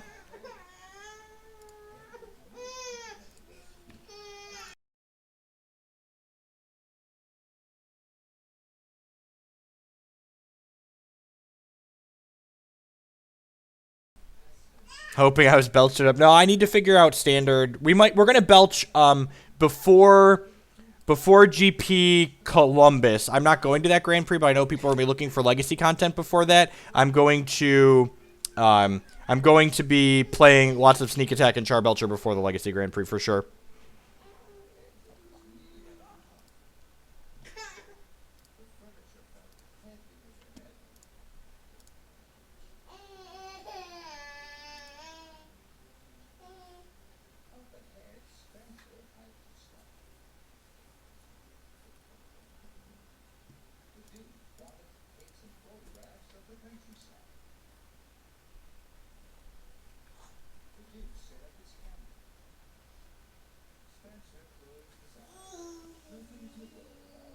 To be fair, when you played the Naya deck, you screwed twice and then you flooded once. Yeah, that's fair, but I mean, like, it didn't feel like, yes, it didn't feel like it was doing particularly powerful things. This deck, you know, also has been having consistent results. Someone mentioned that it,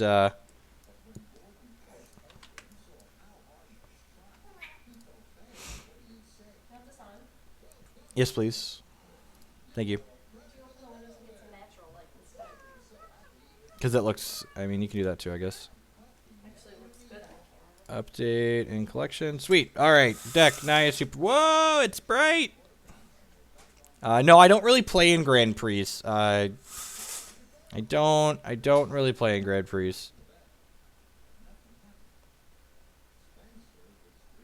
All right. So play Strike Competitive Standard one more time. Naya Super Friends. Yep. Offer my play points up for science. We're doing science with my play points this afternoon.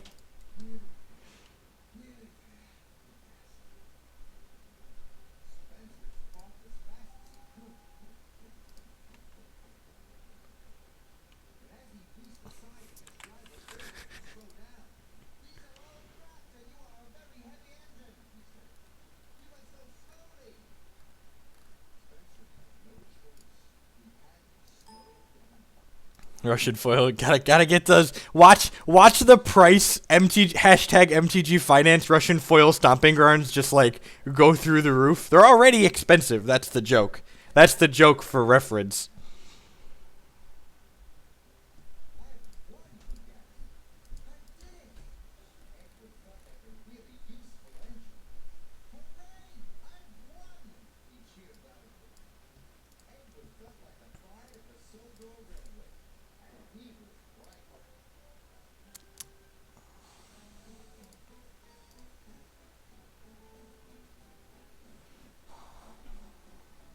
All right, hopefully we play more than one league with this.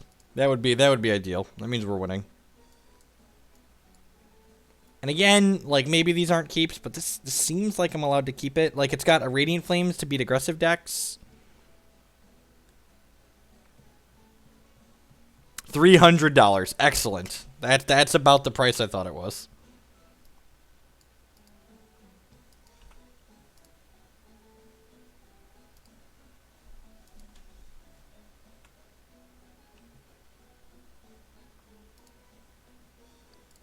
So something I think people do wrong a lot in this format is they reveal cards to these when you're not even representing anything relevant.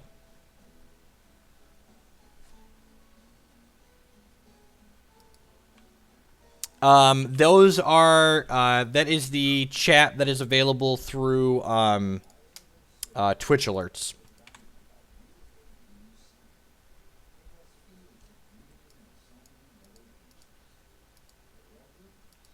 Fevered Visions. I don't know if we could beat that card. That card seems terrifying. Dave Shea with the host. Thank you for that. I appreciate it. To draw a card and take some damage. Probably hit my Gideon.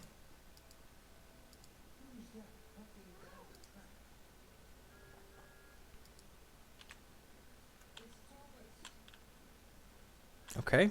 This is like blue-red prowess. Oh, jeez. Is he going to flip this thing? No. The plan for today is to just play standard. He's going to flip this thing, isn't he? I just could never win. How do we beat a 7-8? We have Deccan Stone, I guess, then Angelic Purge? For one Quarantined Field? It's so super dead. So super dead. Good night, Gideon, my sweet prince. Good night. Ugh. That's... Alrighty. We tried. Both teams tried hard. Ah, yeah. Deal me damage. Draw me a card.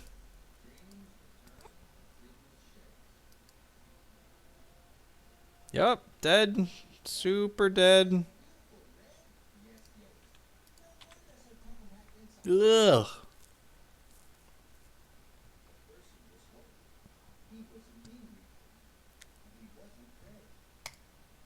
Well, we can block next turn, at least, I guess. We got that going for us.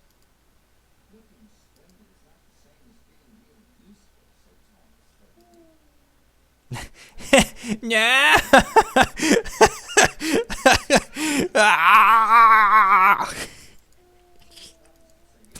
If we 0-3 another league, we're playing black-white.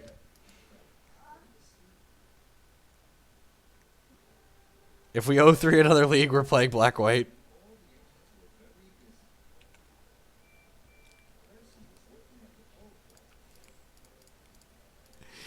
And then we're just like, we're dead to the fevered visions. We're dead to the fevered visions. Just like...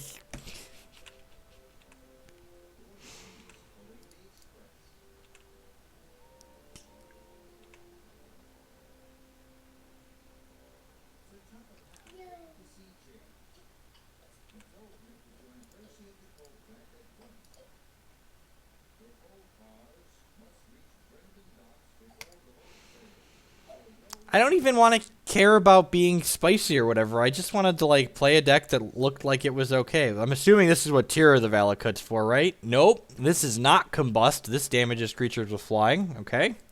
So not for this matchup. Got it. Learning what the cards do. Radiant Flames does not seem particularly good.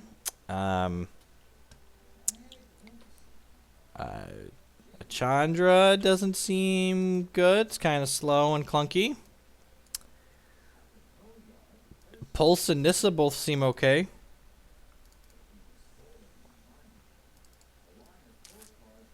Yeah, Pulse seems okay. You know, scale of 1 to awful. Like, it's definitely closer to the, you know, it's not quite awful. Let's submit. Give that the try.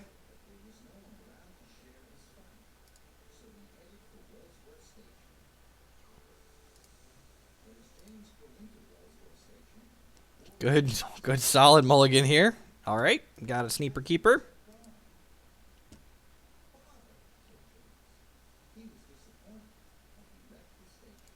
So I'm going to top this, and this allows us a pretty reasonable sequence here.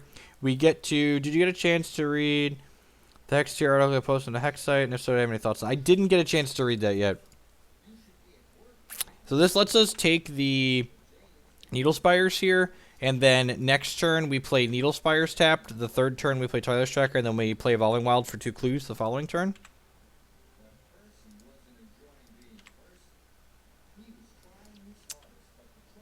Angelic Purge is a combo with these Oaths, which is sweet. So I think I'm just going to Angelic Purge this. This lets me play Tireless Tracker and get some clues next turn. Yeah, let's go ahead and play this guy out. Play this guy out. I'm just going to crack this now because it looks like he's F6'd. Article about GP Charlotte. Yes, you can check out my GP Trainwreck article here. I would appreciate shares and reads on that. More exposure that gets, the better. Hopefully we can do something to make things suck a little bit less.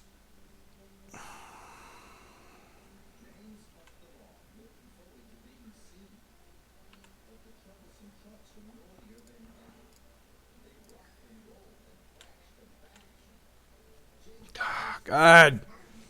Feel the value flow through my veins. Feel the value flow through my veins. Ah, yeah. Inject the value.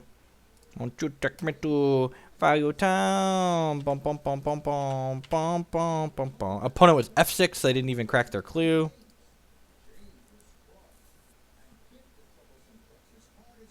Purge is a combo with Deathmatch Raptor. You are correct. That is true. It's like a pseudo combo, I guess.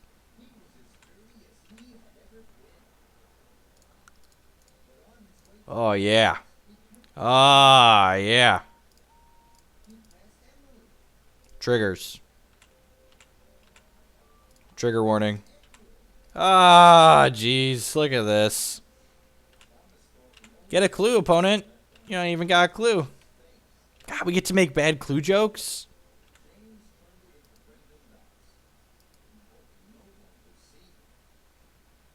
He can trade Chandra from my board? That's fine. I drew all the cards already. You have to just trade Chandra from my board here, right? Yeah, trade Chandra from my board. Deal. So...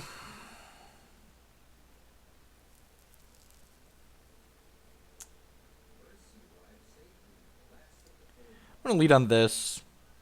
I'm required to make bad clue jokes, yep. I don't think I want to slam Chandra. If he has another Chandra, it doesn't work out great for us. I think I'm taking Sylvan Advocate here. Yeah, I'm just going to go Sylvan Advocate, and then we can go Advocate into Nissa.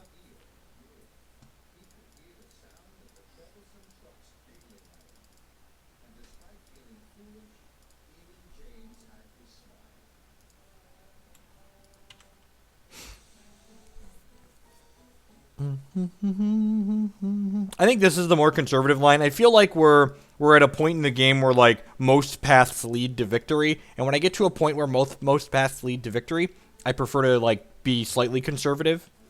Yeah, I don't think having like when we have like two things in our hand that can like make a bunch of defense, I think making Chandra's a little loose. Duck and Stone, sure. It's like I like how it makes a different clue. That's funny.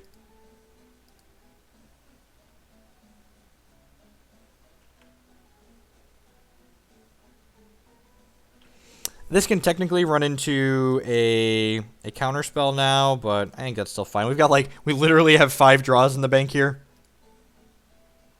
So if I -2 this, we hit him for 8-9. That seems really good.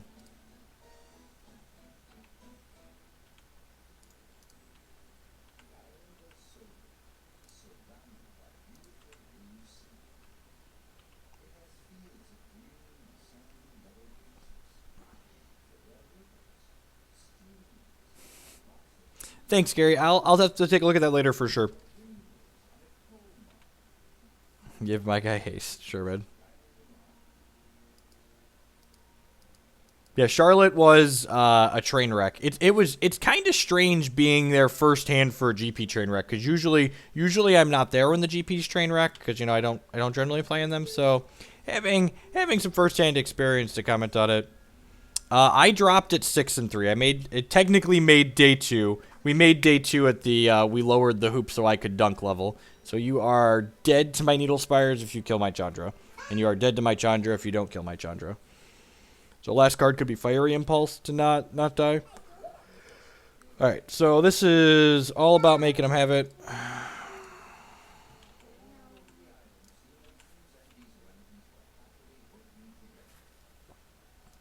I still think I like the way we sideboarded. I don't think I want anything else. Maybe this is a matchup where... Hangerback, excuse me, is really bad against Thing in the Ice, right? When is Hangerback good? Like the green-black decks? Seasons past? People that have played more Standard than me, what matchups do you want to board in Hangerback Walker against? Anyone?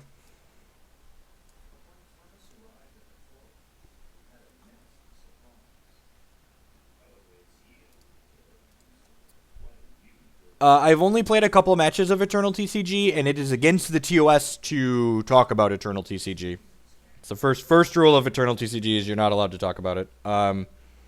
That being said, unless Eternal TCG announces plans to like have large cash events like Magic and Hex do, I really don't have any incentive to really put a lot of time into the game. Get a red source. Pretty much green-black. Yeah, green-black was the only thing I could think of. Because, like, it's not... Normally, cards like that were great because they were good against the aggressive decks, but, like, that card isn't good against the aggressive decks because a lot of the aggressive decks are white right now and have Deck and Stone.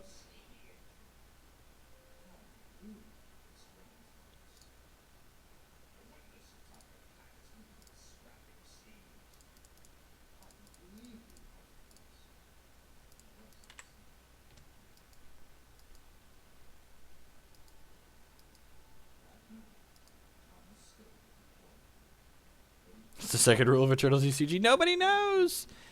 Geez, we're just gonna die to these fevered visions. I can feel it now.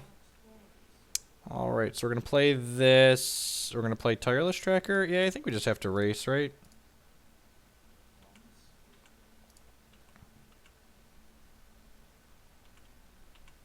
I'm gonna draw a card, take 2 damage. This card's so good.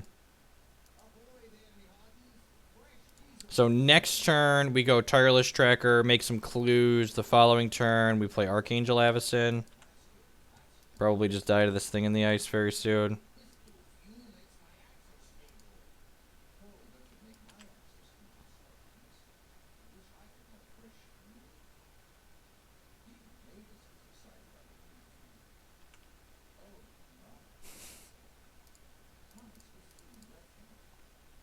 Alright, well. Still the same line here. This was a mistake. I should have attacked with the Sylvan Advocate first because it was a free attack and he might not have blocked.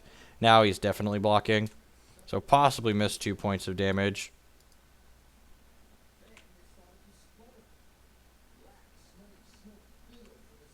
I mean, and it's not even just that. Like this card kills me. Like I'm taking 2 damage a turn on top of the guys he's attacking with.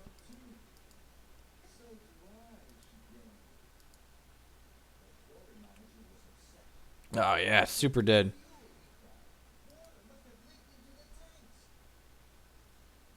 I mean, there is a quarantine. God, Deck and Stone is so good in his deck. Just, like, never have time to do anything. It really doesn't matter what we get here. Taking 4. Just, like, dead next turn, probably. Taking 2 and end step from this. Play this. Attack for... We're just like... With it, we could just... This card's so good because so many decks, especially like the one we're playing right now, just like never get to a point where they can double spell, so this card just destroys us.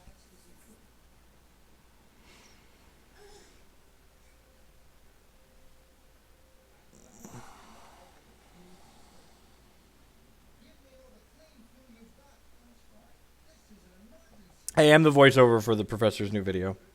Another fevered visions. Yeah, just scale of 1 to dead. It's like super, super dead. Kill myself an advocate. No, it's just Jace. Sweet.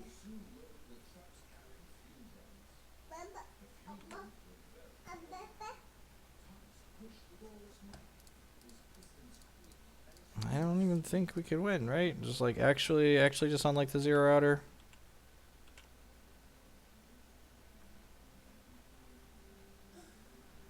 So, like, we can Pulse of Marasa to not be dead this turn, but then, like, we're super dead the following turn.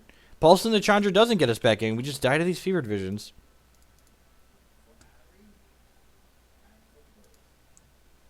Alright, quick word from the sponsors, and then we will finish O3ing this league, and then do anything, play anything else.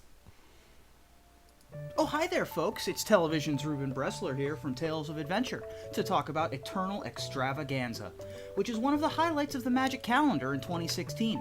This 4th installment of EE will be taking place June 18th and 19th at the Merchant Square Mall in historic Allentown, Pennsylvania. There's a 15K Legacy main event on Saturday, and both Modern and Vintage 10Ks on Sunday. Every player that registers for any of the 3 main events will receive an awesome exclusive EE4 playmat. prizes will be paid down all the way to X and 3 in Legacy and X and 2 in both Vintage and Modern, and all 3 event champions will receive not only top prizes, but also some really sweet looking trophies. For those that can't make it, I'm sorry, but we will be broadcasting EE4 live on twitch.tv/Tales of Adventure throughout the weekend. So visit eemagic.com or check out the hashtag EE4MTG to learn how you can become an Eternal Master this June 18th and 19th at Eternal Extravaganza.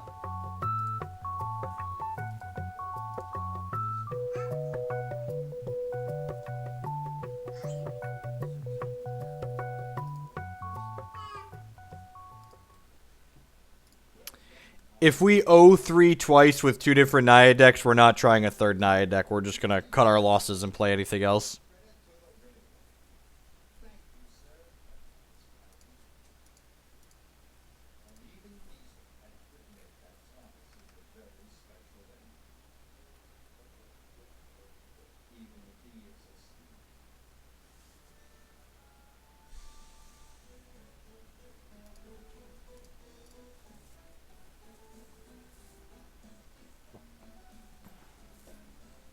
The new Days artwork is fantastic. That was the first one posted up this morning. I looked at that, I was like, this is just great.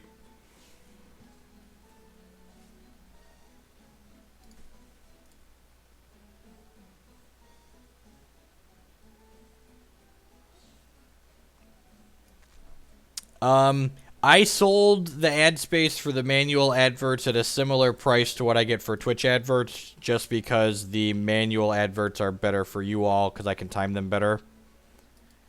I played the Jeskai Control Deck Splashing Escape Shift as a win condition that I played in Indianapolis to a top 32 finish.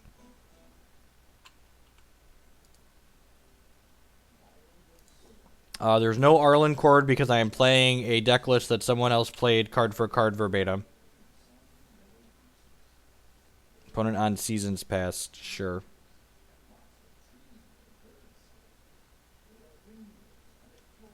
I don't intend to brew anything in Standard until I have a solid grasp of everything that's going on in the format. That's a mistake a lot of people make. They try to build unique and interesting things in a format that they don't actually understand how to play, and that's not a good way to play Magic.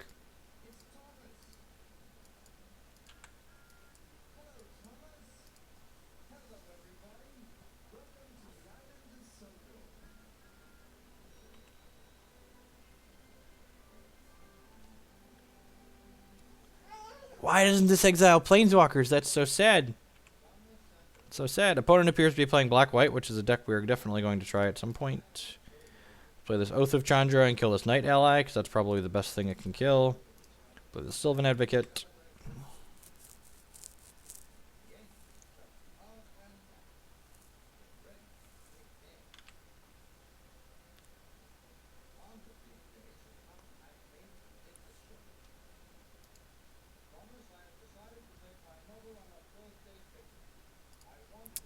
As much as I do want to have fun playing Magic, I'm currently looking for a list that I can win or top 8 and open with, ideally. So we're gonna be starting with decks that have put up results at large paper events, ideally.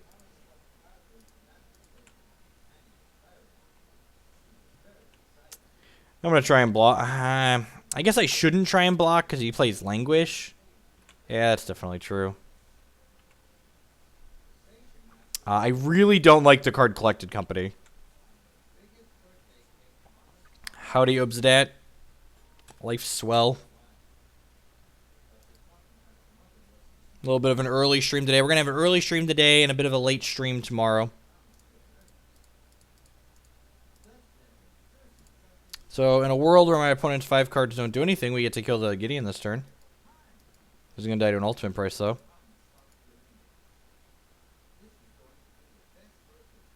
Gideon's a 5/5. It doesn't die to Languish.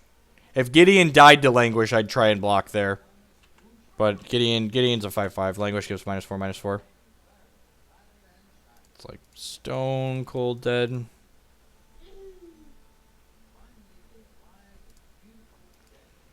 I I want to say I have to be making mistakes because there's no way we're just getting unlucky in this many matches, but the cards in these decks just really don't feel like they do anything compared to what our opponents have going on.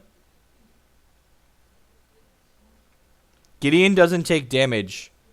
Prevent all damage that would be dealt to him this turn. It's not indestructible. It is indestructible too. Yeah, it's indestructible and prevent all damage. I'm aware how this card works. I've, top 8'd plenty of events playing Gideon. Yeah, the Naya decks don't seem particularly good. But again, I want to give them a real chance. We're going to play at least 6 matches with them. Like, if we go 0-6, we will put them down.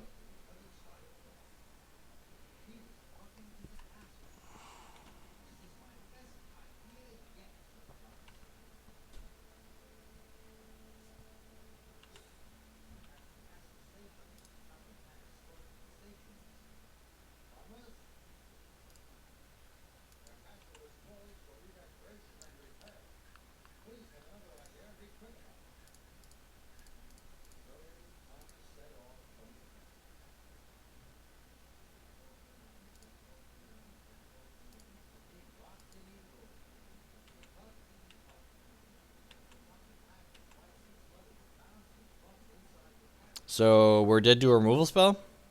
Doesn't feel good. We didn't have a line that didn't put us dead to a removal spell, so.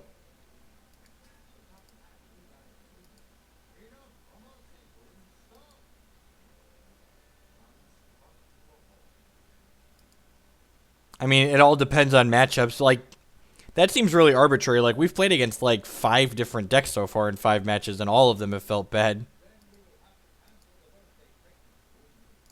Sure, but I'm not even just talking about this particular matchup. Like, this is the 5th match we've played with Naya color decks, and every time it just feels like we're not doing anything.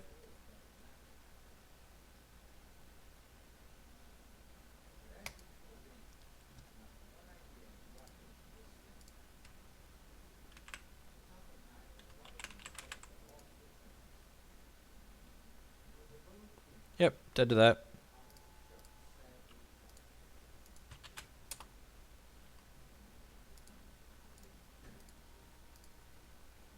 No, Angelic Purge does not kill Gideon. We would have done that a while ago. This kills an artifact, creature, or enchantment. And by kill, I mean exile. Alright, Chandra comes in. I think we're supposed to bring in Hangerback Walker. We'll see how that all plays out, though. Hallowed Moonlight definitely comes in. Maybe the Deck in Stone. Actually, I guess we probably don't have room for this. I have a lot of cards I want. Oath of Chandra doesn't do anything. Angelic Purge doesn't do anything. Quarantine Field's fine. Maybe Pulse isn't good enough. This is a sorcery. It does not exile. Yeah. All we need is Quicken, exactly. Maybe we don't need this many sweepers for his tokens. This is probably too many token sweepers.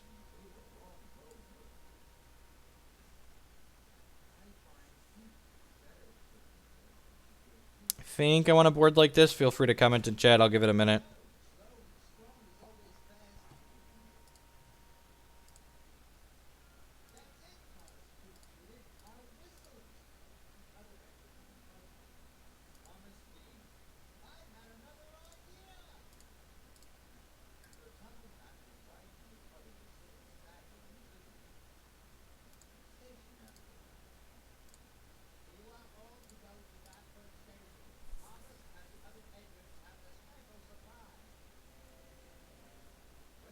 Why do we want access to Radiant? Just because of his flexibility of tokens? I mean, Declaration in Stone sweeps up the tokens with the same name, right?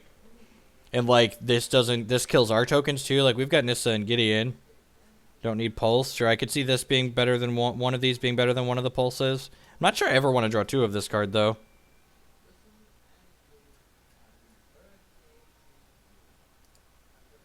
Nissa feels weak in this deck. Sure. I could see that. He's like being a bad green-white tokens deck.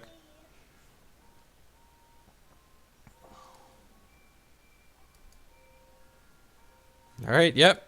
Just a bunch of tapped lands. Sounds wonderful.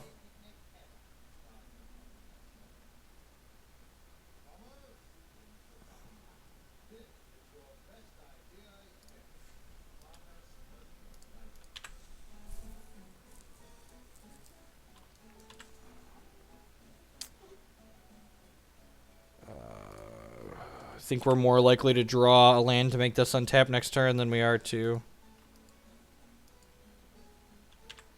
An opponent will bring in Silk Wraps and Stasis Snare, sure.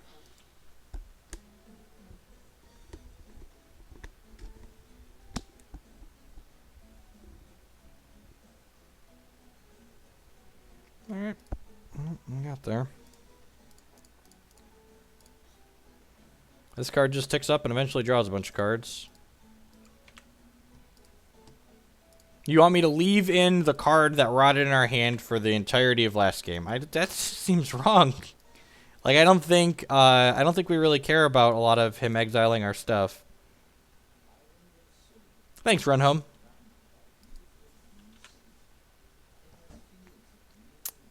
Don't need more red or green, so let's take the plains. Let's play this. Sure, show him the plains again. Plus this. Send a message. We need more Gastro.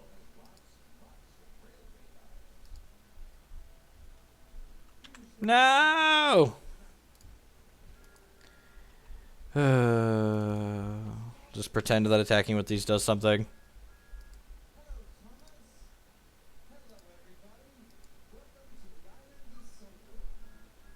CPH running on screen. There are a whole bunch. Thank you for the follows, folks. I appreciate it.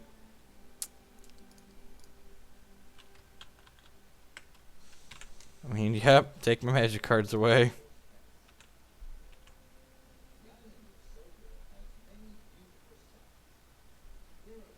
I mean, this card might... I mean, now we're going to cycle it, most likely.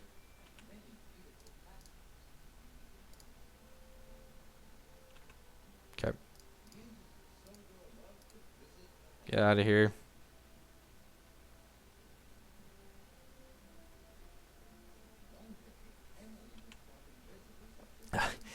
It's probably a good thing that my advert looks like an advert. Yeah, these decks don't seem particularly good. I agree. Again, we could be getting bad matchups or getting unlucky, or I could be playing poorly. Like, there's a lot of factors here. Just keep attacking with the plants.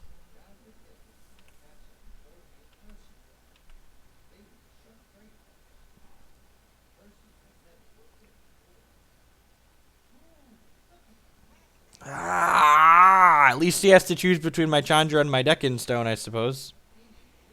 Do we not want to Oath before we declared in Stone? No, I don't think... I think the drawing a card from the Thought Knots here is more likely to influence our decision on what we take with the Oath than vice versa.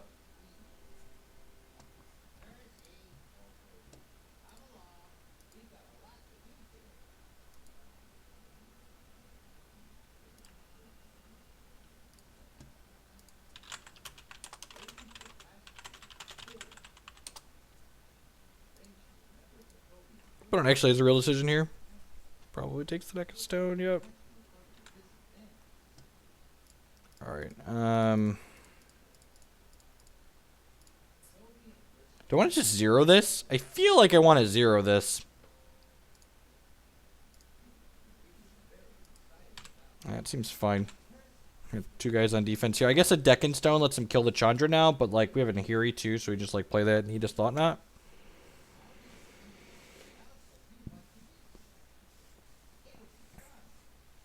I'm gonna get Deccan Stone, just ruin his path. That's fine. Glad we cantripped it. Hopefully he attacks us here. Yep, I'm not blocking this turn because I want max tokens to be able to defend Nahiri next turn. The land drop, the lands we keep in hand for things like Nahiri and Tireless Tracker, so we can trigger them later, especially untapped lands. We're going to play Needle Spires out here, obviously, because it comes into play tapped and we can start attacking, but not playing a land last turn was intentional. Also, if the Chandra lived through the turn, like, we'd have been able to zero Chandra and discard these and possibly draw spells.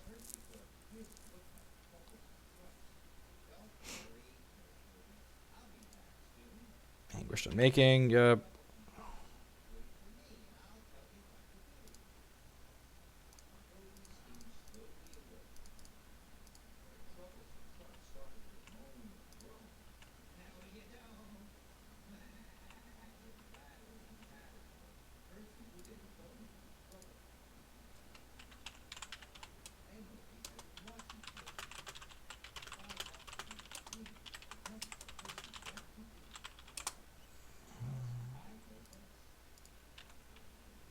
Obnixilis. Needle Spires allow us to pressure this pretty well, which is nice.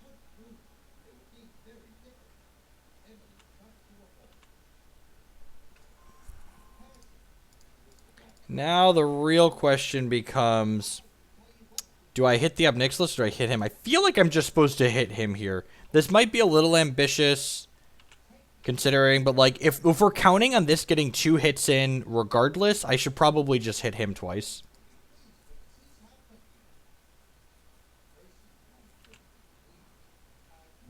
Next turn, we can fire up both the Needle Spires and ship.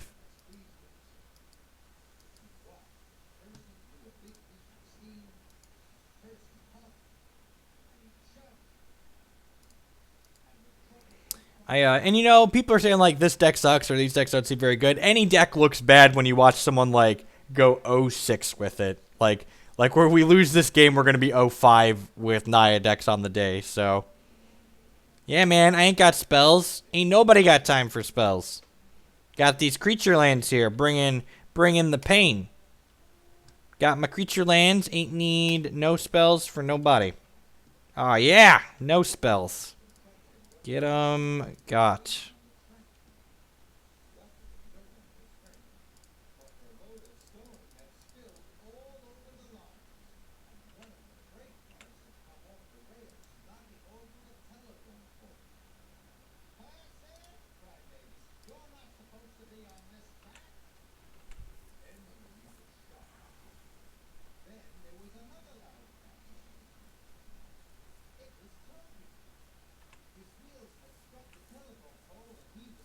Thanks, Smarter Punk.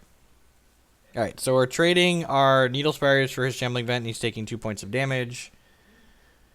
Not great on that exchange, but again, we just like don't have any resources to work with here. Not sending a message. Nah, if we could, this could be relevant for blocking.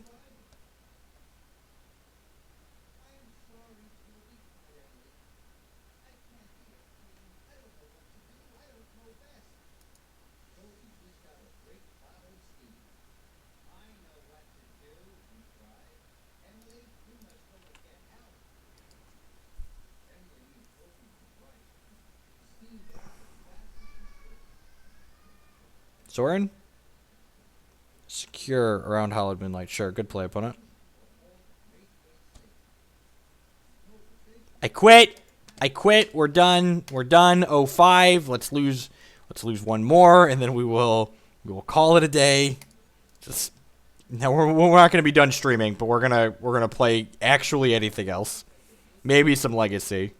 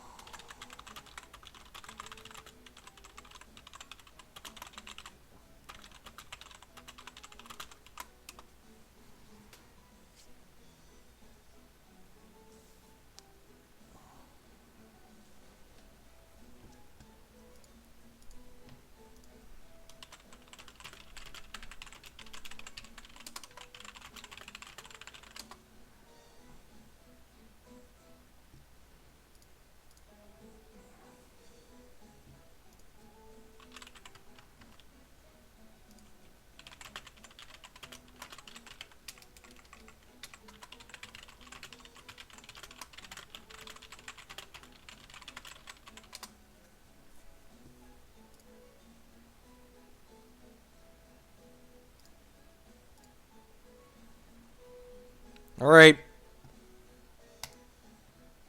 We can. I think I'm allowed to keep this. I think.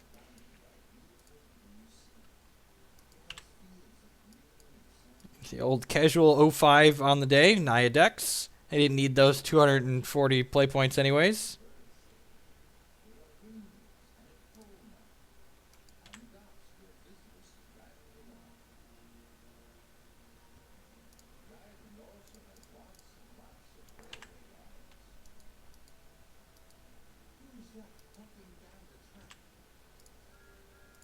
Yep. My GP experience you can read about here. If you haven't read about it already, I'd appreciate reads and shares on that one. Oh, Thunderbreak? Yeah. Ah, God, how dead are we?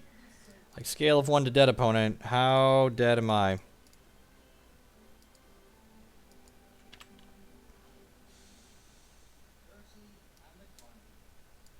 Spent the points to play. That's what we wanted, right?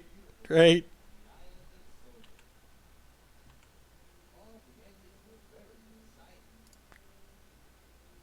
Man is perfect. Deck's perfect. You know.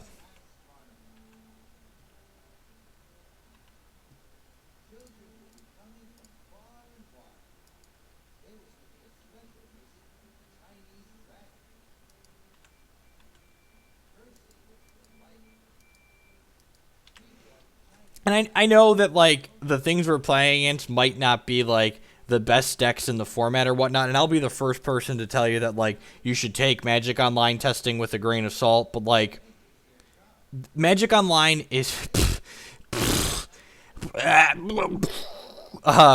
Magic Online is useful for just, like, getting a feel for a deck that seems reasonable, so, like, going 10-0 with a deck on Magic Online doesn't mean the deck's going to be great, but, like, going 0-6 with variations of archetypes on Magic Online likely means that they either need to be seriously restructured or you're just getting seriously savage, but, like, losing 6 matches in a row usually means that there's something fundamentally wrong with what you're trying to do.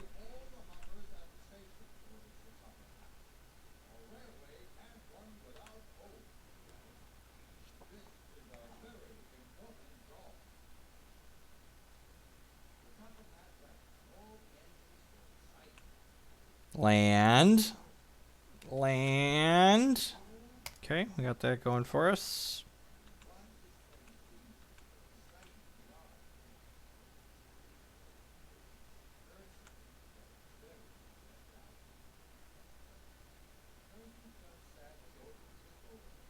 Another Thunderbreak, yep, all good. Hopefully he attacks here.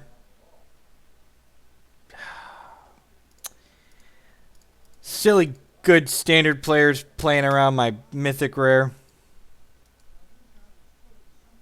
Why you gotta play around my mythic rare so well, opponent? The old Oath of Chandra's here. We're currently 0-2 in our second league. So we 0-3'd the first one, and we are 0-2 at this very moment. So we are well on our... Maybe we're going to win this game. Maybe there's a chance. I revealed it to Oath. You're right. I did reveal it to Oath. That's how Magic works. Good call. No attacks yet. Opponent takes 2 from our Oath of Chandra. Deck's perfect, you know.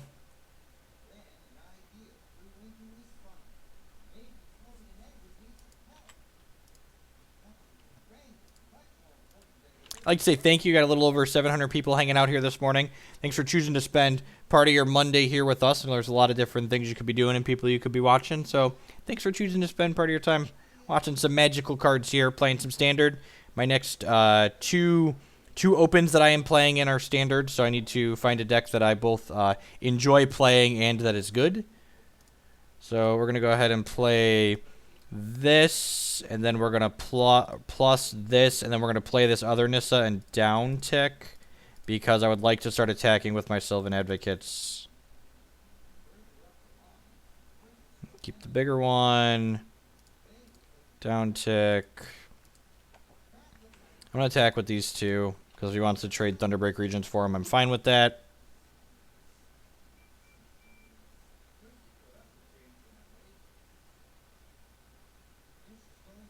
It's a holiday in Canada. Excellent. Well, welcome to any Canadians viewing. It's already evening or fair. I should do the good morning, afternoon, or good night wherever you are. That's the Rich Hagen says that line usually. So thank you for watching whatever you are, whatever time zone you may be in. Welcome to the people that take the time to click that follow button. Goblin Glory Chaser. No, you can have that one. That's fine. No, I will likely never be playing in a Grand Prix again until they drastically restructure the prizes. Like 1 GP every 6 months or so is enough to remind me why they don't pay out enough for me to enjoy. Thanks, Urza. That was a lot of fun to work with. I'm glad the professor asked me to help him out with that.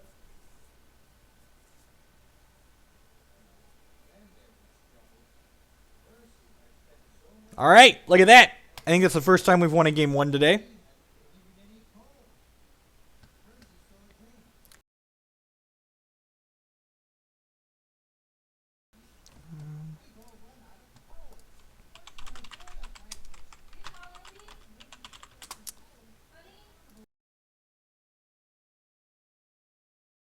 Sorry, my toddler walked away and I was making sure he was with my wife. Sorry, back to sideboarding. Apologies for that. It actually seems like a matchup where Hangerback Walker is good, right? Like we were asking where Hangerback is good. Deck and Stone seems fine. Radiant Flames seems medium fine. Quarantine Field seems slow. Gideon seems difficult to defend. But maybe I'm just not allowed to board that out. Tireless Tracker. Gideon's probably better than like Tireless Tracker, right? Like I'm boarding in cards that could kill Tireless Tracker.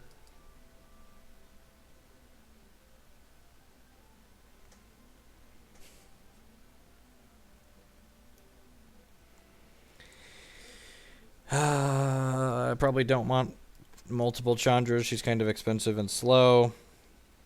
Could cut an Angelic Purge. I probably want multiple ways to kill his giant flying creatures, though. Yeah, Pulse seems okay. Good call.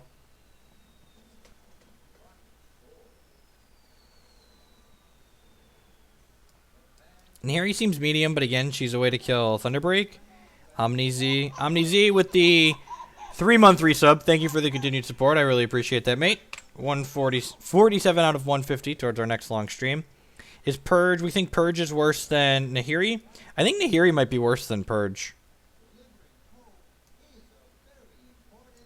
I'm going to do this. See how it feels. Oh, I guess Tears of the Valakut.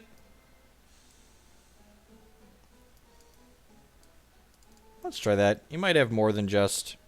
I'm going to split the difference, actually. He might only be on the 4 Thunderbreaks as dragons. If we see a dragon other than Thunderbreak in this second game, we will board in the second tiers. But I think if he's only on Thunderbreak, I don't want multiple tiers.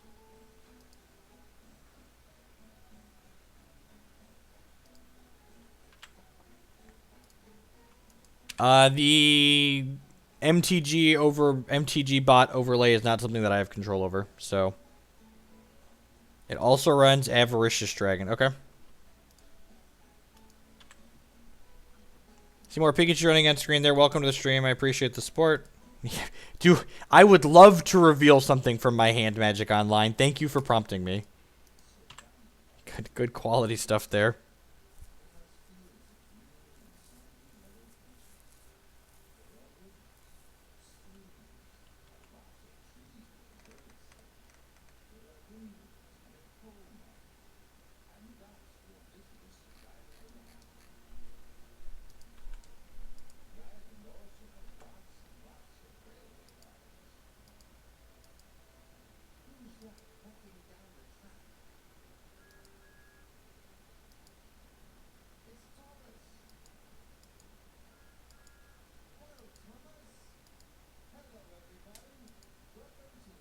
Gabby brings good personality to the WotC coverage. It is a net positive.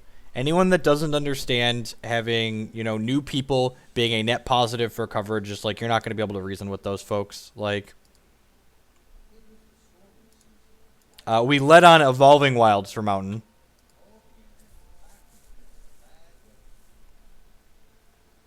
I mean, like, there was a good example on coverage yesterday where, like, God, what got missed? LSV and Gabby, neither of them understood how Vines of the Vast would work offhand because it's, kind of a unique and weird card. So it doesn't actually give hexproof. It can't be the target of your opponent's spells or abilities. So, it doesn't mean we should stop having LSV on coverage just because, like, he didn't understand a single interaction. Or didn't know. He understood the interaction once he read the card, but he didn't understand the interaction, offhand. He didn't know the card, off the top of his head. And, like, that's fine. Like, lots of other esports have rotating commentary staff, and like even when you have two commentators that are very good, like Patrick Sullivan and Cedric Phillips are like the gold standard for Magic coverage, but like Star City has other rotating commentators that go in with them, and that's a good thing because you're never going to discover new talent if you just keep having the same people over and over again. The problem that WotC has had for so long is that in addition to not having people rotating in, the existing talent that they had in there wasn't particularly good at their job. So they need some rotating talent to get fresh blood in there, but they also just, were stuck on the same people that were pretty unanimously considered slightly poor for a long time. That's my 2 pence on the coverage thing, at least a little bit of my 2 pence.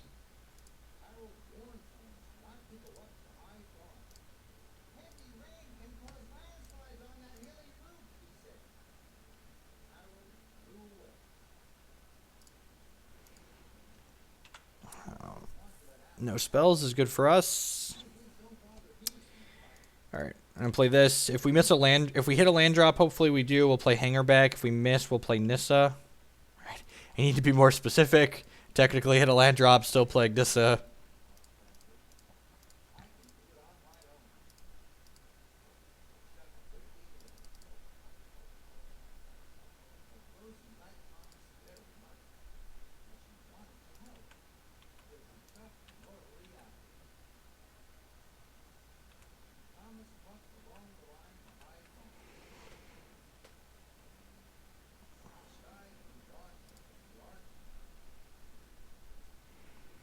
Would you recommend picking up instead of Ancestrals? I don't know. I don't like to speculate on cards. If you're gonna play the cards, own them. If you want to buy them to like speculate, I don't know. I don't have a good answer to you for that.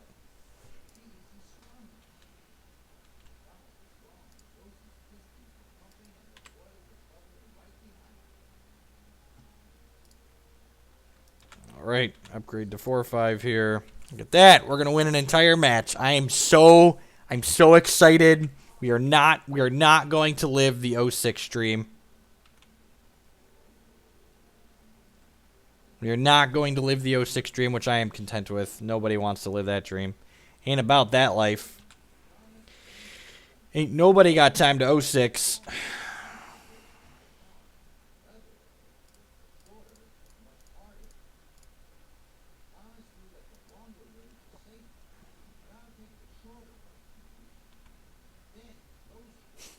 Thanks, Rob. Rending volley. That's so rude. That's so rude. We found a deck worse than our own. Yep. We did. We did, in fact, found a deck that's worse than the one we are playing.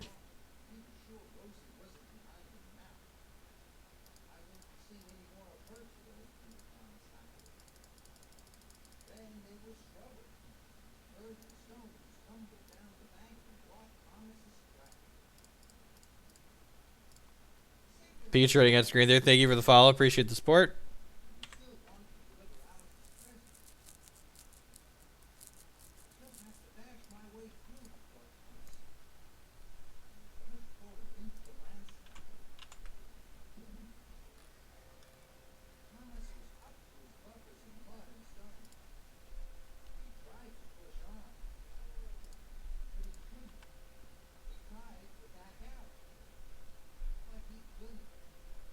Would you like to attack my Gideon? I'm okay with you attacking my Gideon.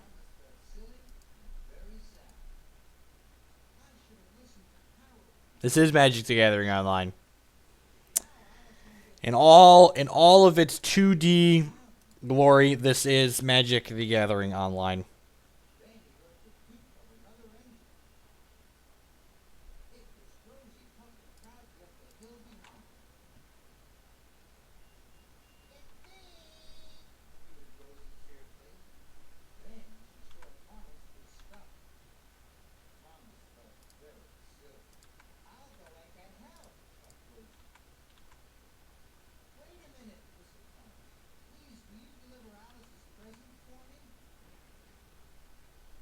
So you think they'll fix the issues that occurred in NYC? Hopefully. I mean, GP Minneapolis is going to be, it will likely be a train wreck just because it's Pastimes running the tournament, not because of the tournament software. Peace, Callum. Thanks for tuning in. I am playing in a standard event. So I play, primarily I play Magic on the SCG Tour, and the next two SCG Tour stops are both standard open. So I'll be playing standard at the Open in Atlanta, and I'll be playing standard at the Open in Orlando in the next month.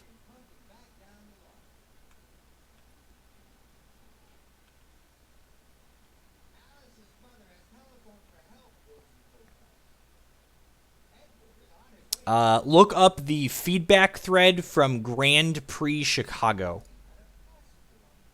Just gonna do this now, just in case. The more Hex you play, it's exactly how I feel, Gary. The more Hex I play, the more I wonder why is this so bad? Why is this so bad? I just don't understand. Alright, so someone said they have dragons, but we're going to win this game because he's dead. That's okay. So now that we saw more dragons, I would bring in the extra tier of the Valakut. When's the Atlanta Open? The Atlanta Open is the first weekend in June, so 2 weeks, a week and a half from now. We're not 06.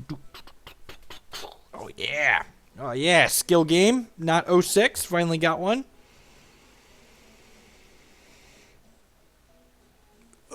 Magic Online is closed source software. The only people that get to see the wonderful spaghetti mess that runs Magic Online are the people that they pay very low wages to do so.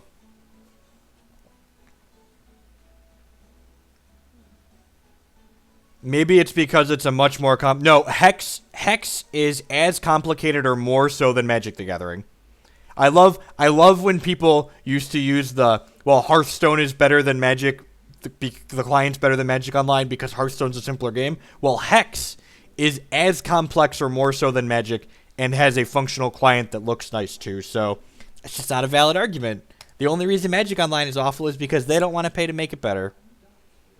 They only want to pay. They don't want to pay to make it better. You have to spend money to get programmers that want to work for you in Seattle. It's weird.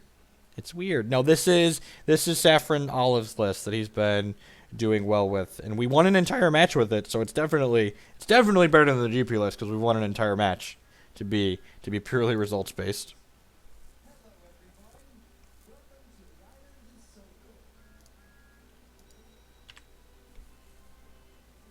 Hex is very wonderful. If you're in the audience and you've never tried Hex, I would highly recommend giving it a try. I actually stream Hex on this channel a couple of times per week as well. We stream Hex and Magic Online. So, Hex and Magic Online are the two games that I play. Morning A00. There's definitely an argument for waiting to play this until after I play the Tireless Tracker, but I don't know if I like that. Because, like, the rest of these lands can come into play untapped if I sequence this correctly. Compared to Magic, Hex is not expensive. The Tier 1 constructed decks in Hex range anywhere from $50 to, like, $200. It's much, much cheaper than Magic. By a lot.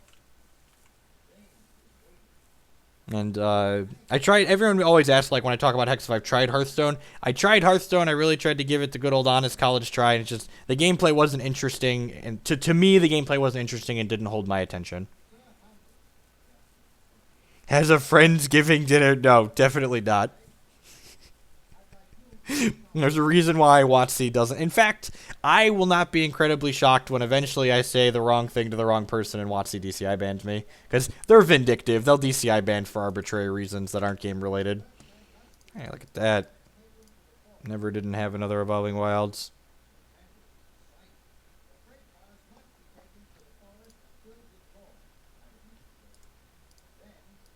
There are burn decks in Hex. In fact, my wife's been playing a burn deck to pretty reasonable amount of success.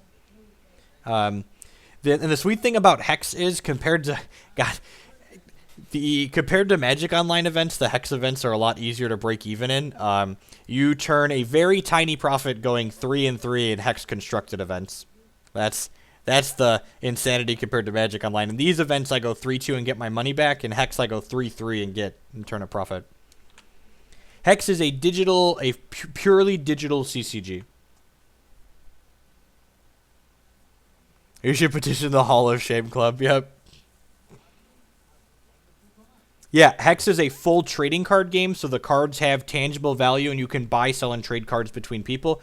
That was the other thing that turned me off of Hearthstone. Like, I wanted to try Hearthstone Constructed, and I was like, okay, who do I just, like, give my credit card to and, like, spend $100 to buy a cheap Constructed deck? And, like, I, like, had to buy a bunch of packs and, like, grind things into dust or whatever it's called. Yes, you can, in fact, not even just theoretically, you can actually profit off of Hex. It's wonderful. It's a full trading card game. There's websites that, like, when I tried the free-to-play aspect of Hex, and then I liked it, so I just, like, bought a $70 Constructed deck to start playing the Constructed with. Yeah, at 5x, you double your money, which is great.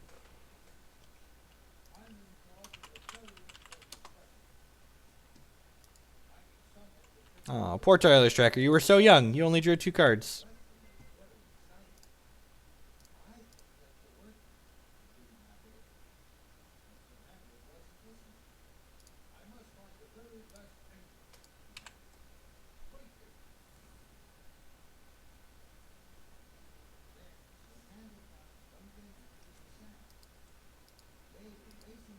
Drafting on Hex, the boosters retail for $2, and it's a $1 kicker, so it's $7 to draft if you're doing it completely out of their store. But you can buy boosters on the auction house for less than that. So, like, it's like six and a half, depending on what pack prices are at. I agree. I understand why Hearthstone doesn't allow trading.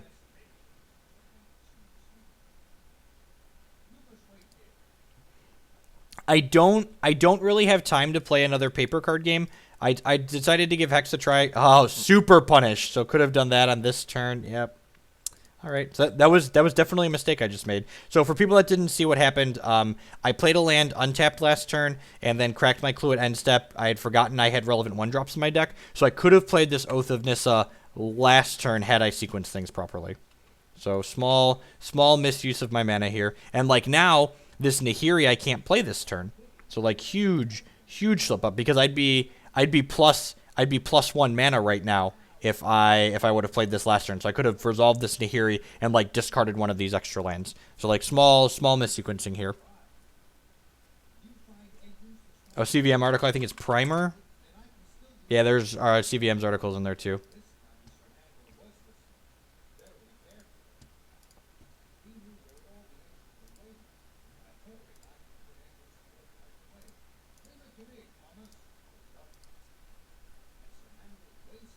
The packs are 17 cards.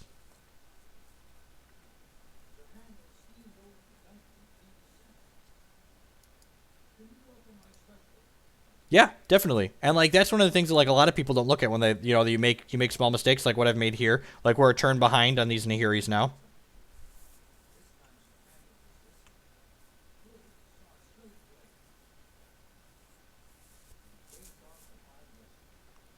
So I think we're playing Oath of Chandra and then... Yeah, I'm going to play Oath of Chandra and then play the Nahiri, because I don't think he's going to play anything that this Oath of Chandra is going to kill, so we'll just like shock his Nahiri down.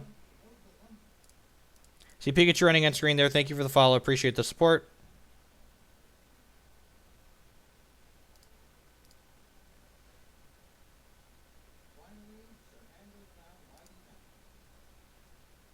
I could play Chandra and kill Nahiri, but then like my Chandra's kind of exposed to these shambling vents here.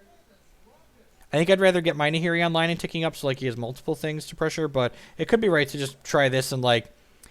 I guess he discarded a Fiery Impulse here, but he's pretty likely to have another Impulse in his hand. And I think I'd rather have Nahiri on the board in the event that he has a Fiery Impulse, but... I guess the arguments for either...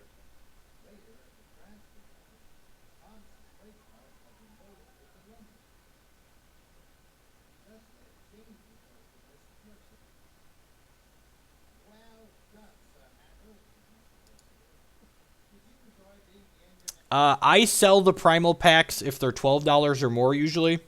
I think they're still about that. Eventually they like taper off. Like at the end of set 3, the primal packs were worth like $8 or $9, and I was opening them when they were sub 10, but for $12 or more, generally I'd sell.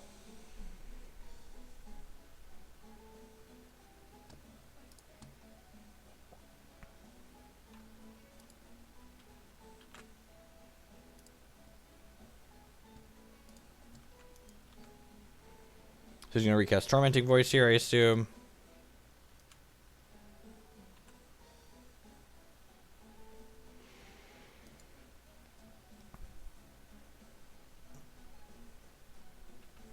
Yeah, that's the other thing, too. Like, if he plays a Chandra after we play a Chandra, we get in trouble. Like...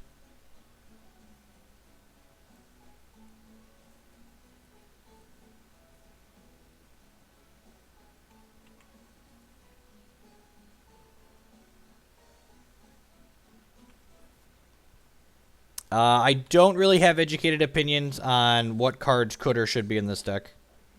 Just like, so we have 1, 2, 3, 4, 5, 6, 7. So I'm going to discard the Cinderglade. Draw another card. Ooh. So am I supposed to... Chandra can no longer kill his Nahiri because he can block with Goblin Dark Dweller. So I think I want to just get Tireless Tracker and draw some cards here. So I feel like we need a little bit of help.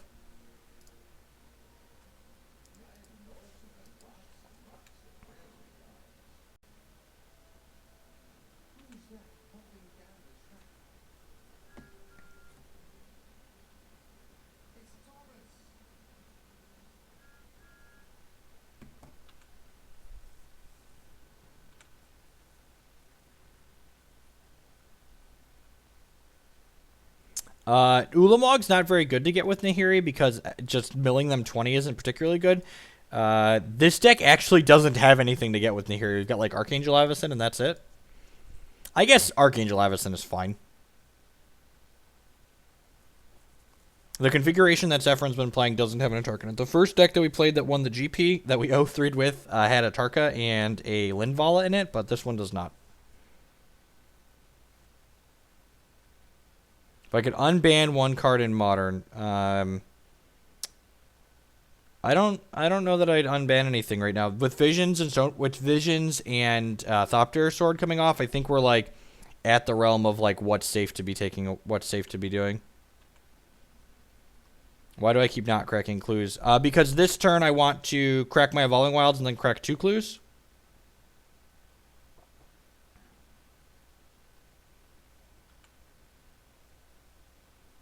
This was probably a small mistake. I probably should have cracked this in response to the Kalitas. Yeah, I should have cracked this in response to the Kalitas because now... Yeah, I'm going to do this in response before he draws another card. This was sloppy. So, like, now he can kill this in response and get a zombie.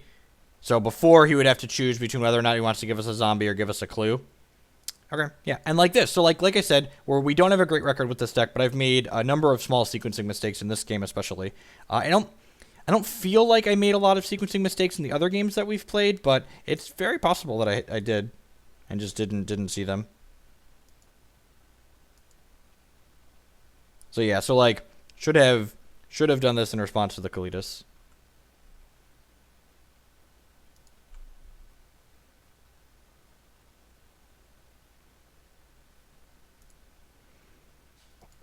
I don't think Stoneforge Mystic should be unbanned in Modern. I think that would be a mistake.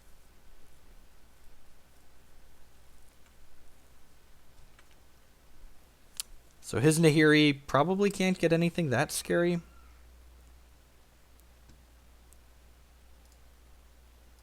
I think I'm discarding this Needle Spires for now. Emerson's not bad. I think we're just trading Chandra for his board. I guess I should Oath of Nissa first. The Splinter Twin ban was a net positive for Modern. I am of the opinion that the Splinter Twin ban was a net positive for Modern. Angelic Purge. Do I really care about Angelic Purge? I guess it's a removal spell for his follow-up threat.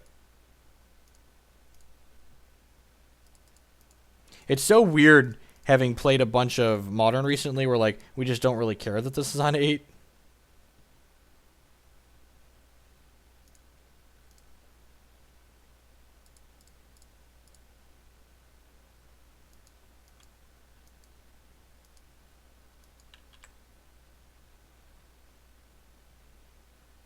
Oh, right, that was a whiff.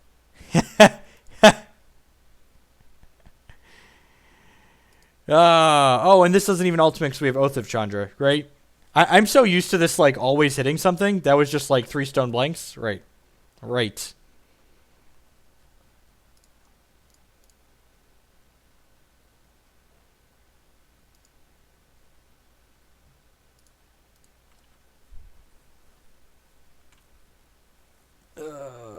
Comment about the last Chandra sticking when winning the game, probably going to be relevant here.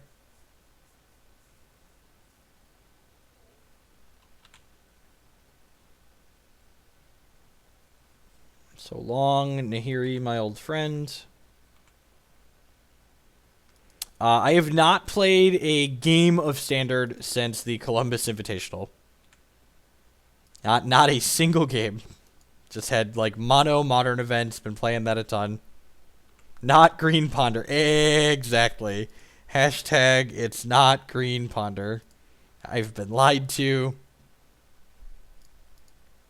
Preordained seems like a fairly safe unban. I disagree. I think Storm... People who think Preordained's a safe unban weren't around when Storm was.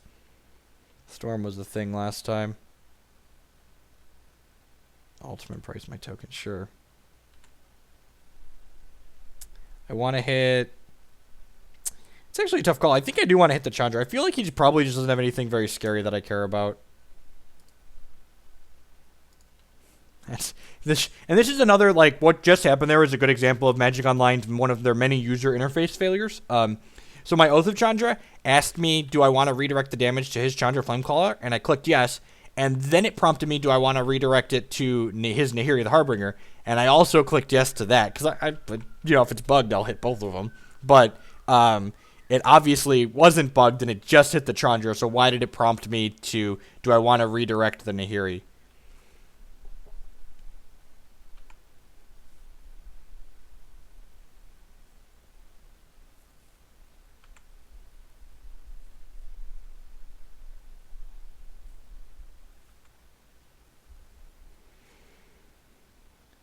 That's fine. I could have flashed in the Archangel Avacyn to try and block here, but then, like, the Archangel Avacyn dies to a Languish, which they're likely playing 4 of. Oh, I guess, is this post-board? No, this is game 1 still, I believe. So if this was... Yeah, this is game 1. So, I think I want to play around the Languish at the cost of the... Nissa. I think if we were going to try and save the Nissa there, we were supposed to flash in the Archangel Avacyn to counter the ultimate price on our token last turn. The problem with unbanning something like Force of Will is that the blue combo decks just play Force of Will. Like, look at Reanimator and look at just mono Planeswalker fun times.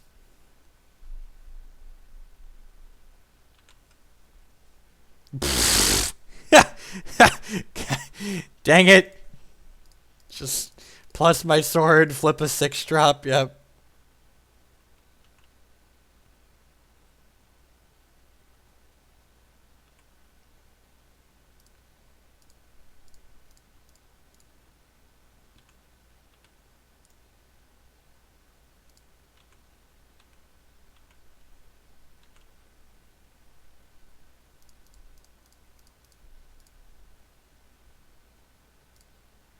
Should play something like the opponent's deck. Maybe. We're going to try black-white control at some point here.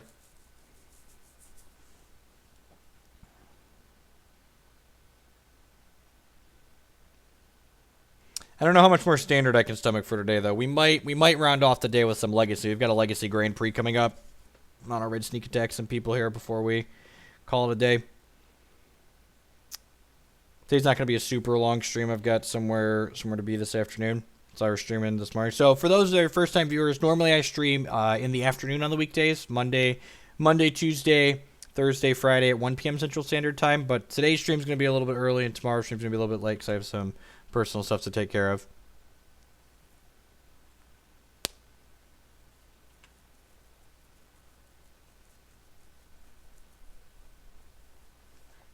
I'm just about to get ranched.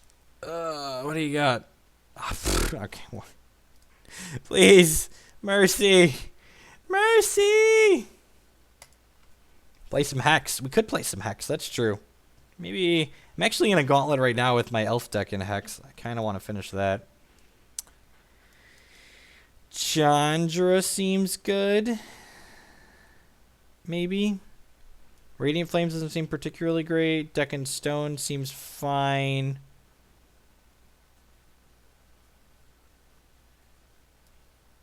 Nissa seems fine. Is Oath of Chandra still bugged? I don't have any flip Planeswalkers, so I'm not sure. I can't really test it.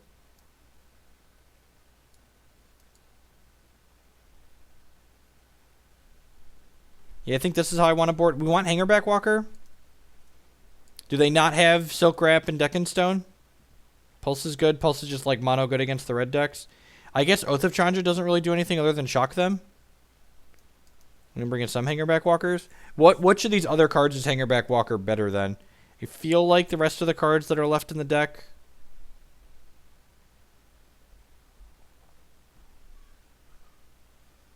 I feel like the rest of the cards that are left in the deck are probably better than Hangerback Walker. Hangerback Walker also isn't great against Kalidas. Purge does not hit Planeswalkers, which has already been relevant several times. I'm gonna try this configuration.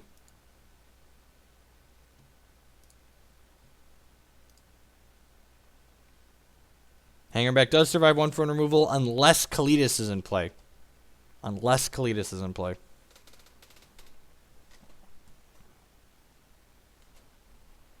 No sleep till Atlanta. That's like next week. Oh.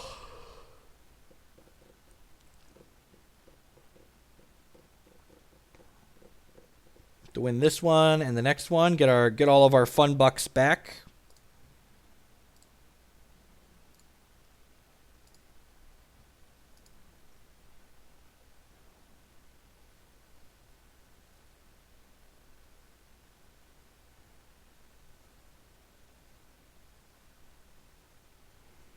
Waiting for the opponent to finish boarding. I'd like to say thank you to everyone that's spending part of their Monday morning here with us, afternoon or night, depending on where you are. If it's your first time by the stream, welcome. My name is Jeff Hoagland. I am a professional Magic the Gathering player. I play primarily games on the SCG Tour. I'm currently ranked 2nd on their circuit overall.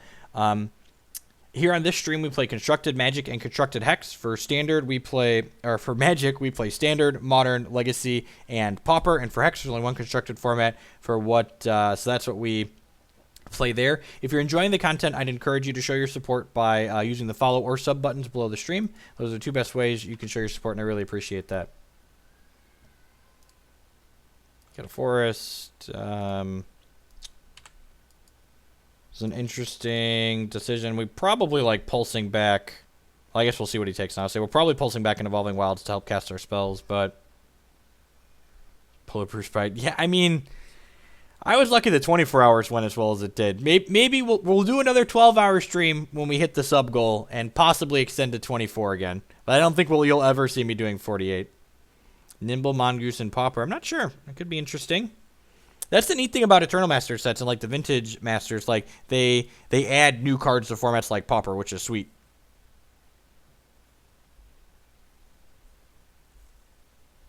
You are correct, son. He took away our Nissa. Deja Z Gaming with the $3 donation. Thank you for the support. I appreciate it. I don't know. We're definitely going to be playing a ton of Standard between now and Atlanta. So like the next 2 weeks are going to be a lot of Standard when we're playing Magic. We played a lot of Modern for the last few weeks because I've had Modern tournaments coming up, but the next couple of weeks are going to be a ton of Standard.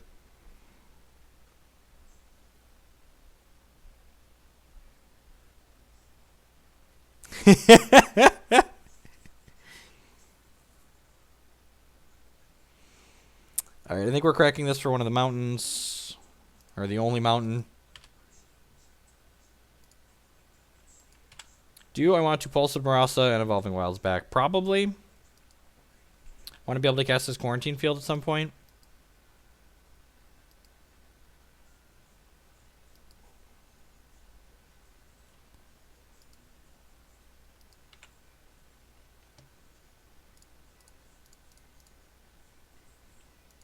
Make our land drops. Tireless Tracker would be a good draw with this Evolving Wilds. Alright, I'll just play this Hangerback Walker out. That's fine.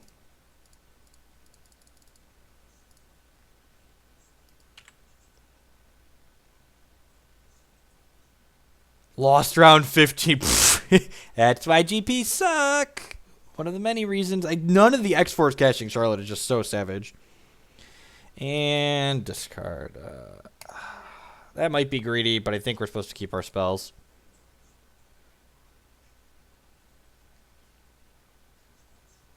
I don't play challenges with people watching the stream because that's kind of like a slippery slope. Like, then then there's a bunch of people that want to challenge, and then, like, people get upset when I don't have time to accept all of the challenges. So I just figure I'm better off, better off not.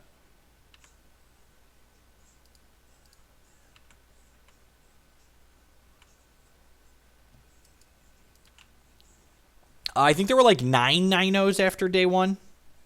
Something obnoxious like that. Yeah, it's just really strange. Like, last year, they not only did they cut total prize support, they made day 2s bigger and made less people cash simultaneously.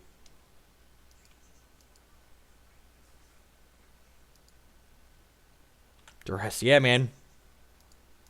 All right, well, we're going to finish the old 1-6 here, it looks like. To the surprise of... I'm no longer surprised. Yeah, I felt really bad for SCG too. Like, they gave out 700 infinite challenge badges. That's like $70,000 worth of stuff. Like, it was no trivial amount of product that SCG paid out to basically make up for a mistake that someone else, that was no fault of their own. If you are unfamiliar with what happened at Charlotte this past weekend, I would like for you to give that a read. That talks about it fairly in depth. Well, the hangerback walkers are looking okay because we can cast them.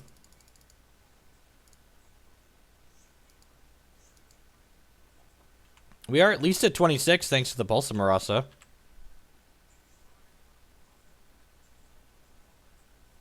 Sultai Delver. 3-color decks in Pauper are kind of a hard sell.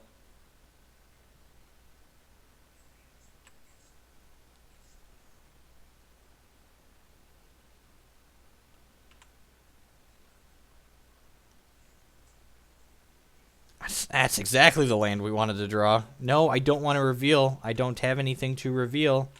Thank you. GPLA had a lot of really good coverage improvements. It was very, very well done.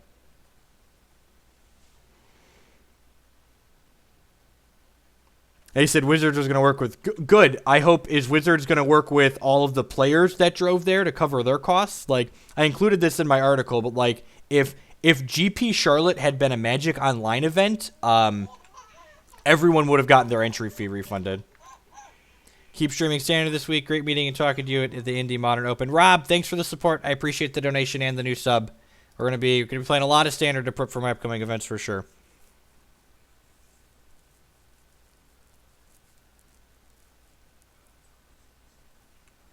You think that article doesn't work. Let me refresh it. Nope, article's still there.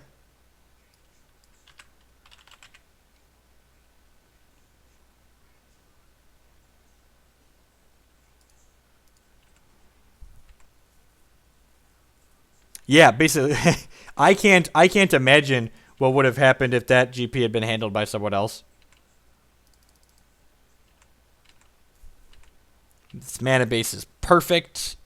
Perfect. Okay, so maybe there's merit to holding and playing this Plains. The downside to holding the Plains is if we draw Oath of Nissa next turn, we cannot Oath of Nissa into a land and play the Chandra.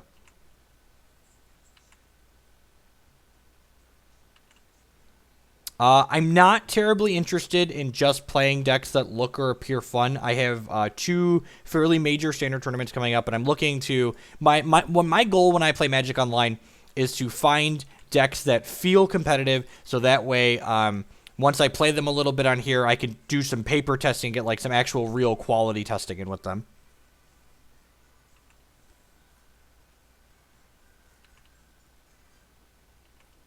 Pez would have found a way to charge everyone more.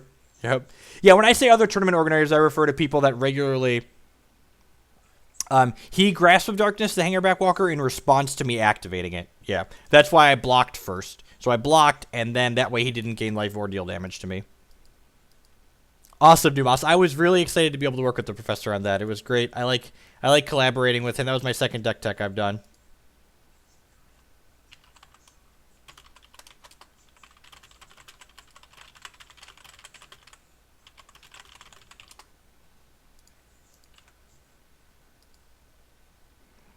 I was holding the planes because Chandra can discard it to draw cards. We also have 4 copies of Tireless Tracker in the deck, which triggers on landfall.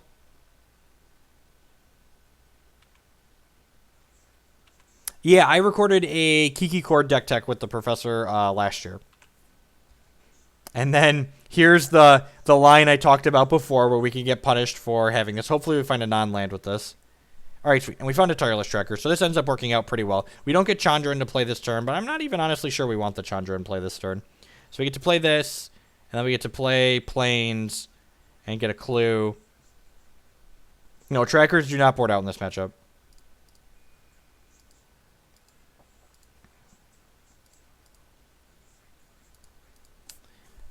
I feel like I should no longer be being aggressive and I should be a little defensive. It's possible I should have even been defensive with the Thopters last turn.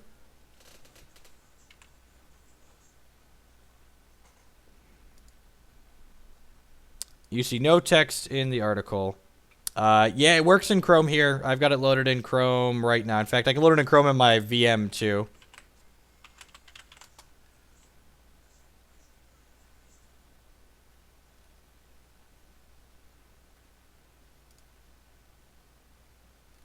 Yeah, display's fine here on Windows 7 and Linux for me. So.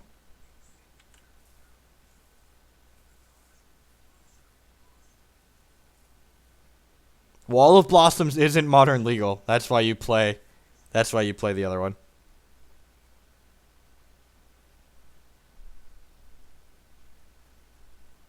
I can cast my Chandra now. I'm aware. All right, we're dead to his Chandra though. GG's, mate. Kilo KWE with the 2-month resub. Thank you for the continued support. I really appreciate it, mate.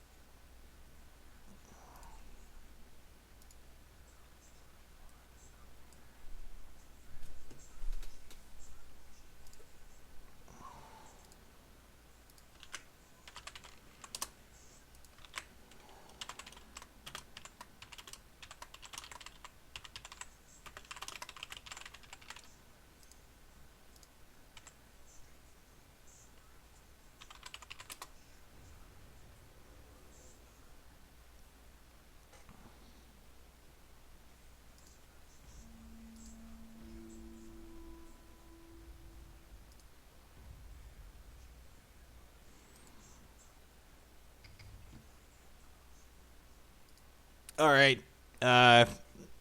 Going 1-6 with Naya decks was enough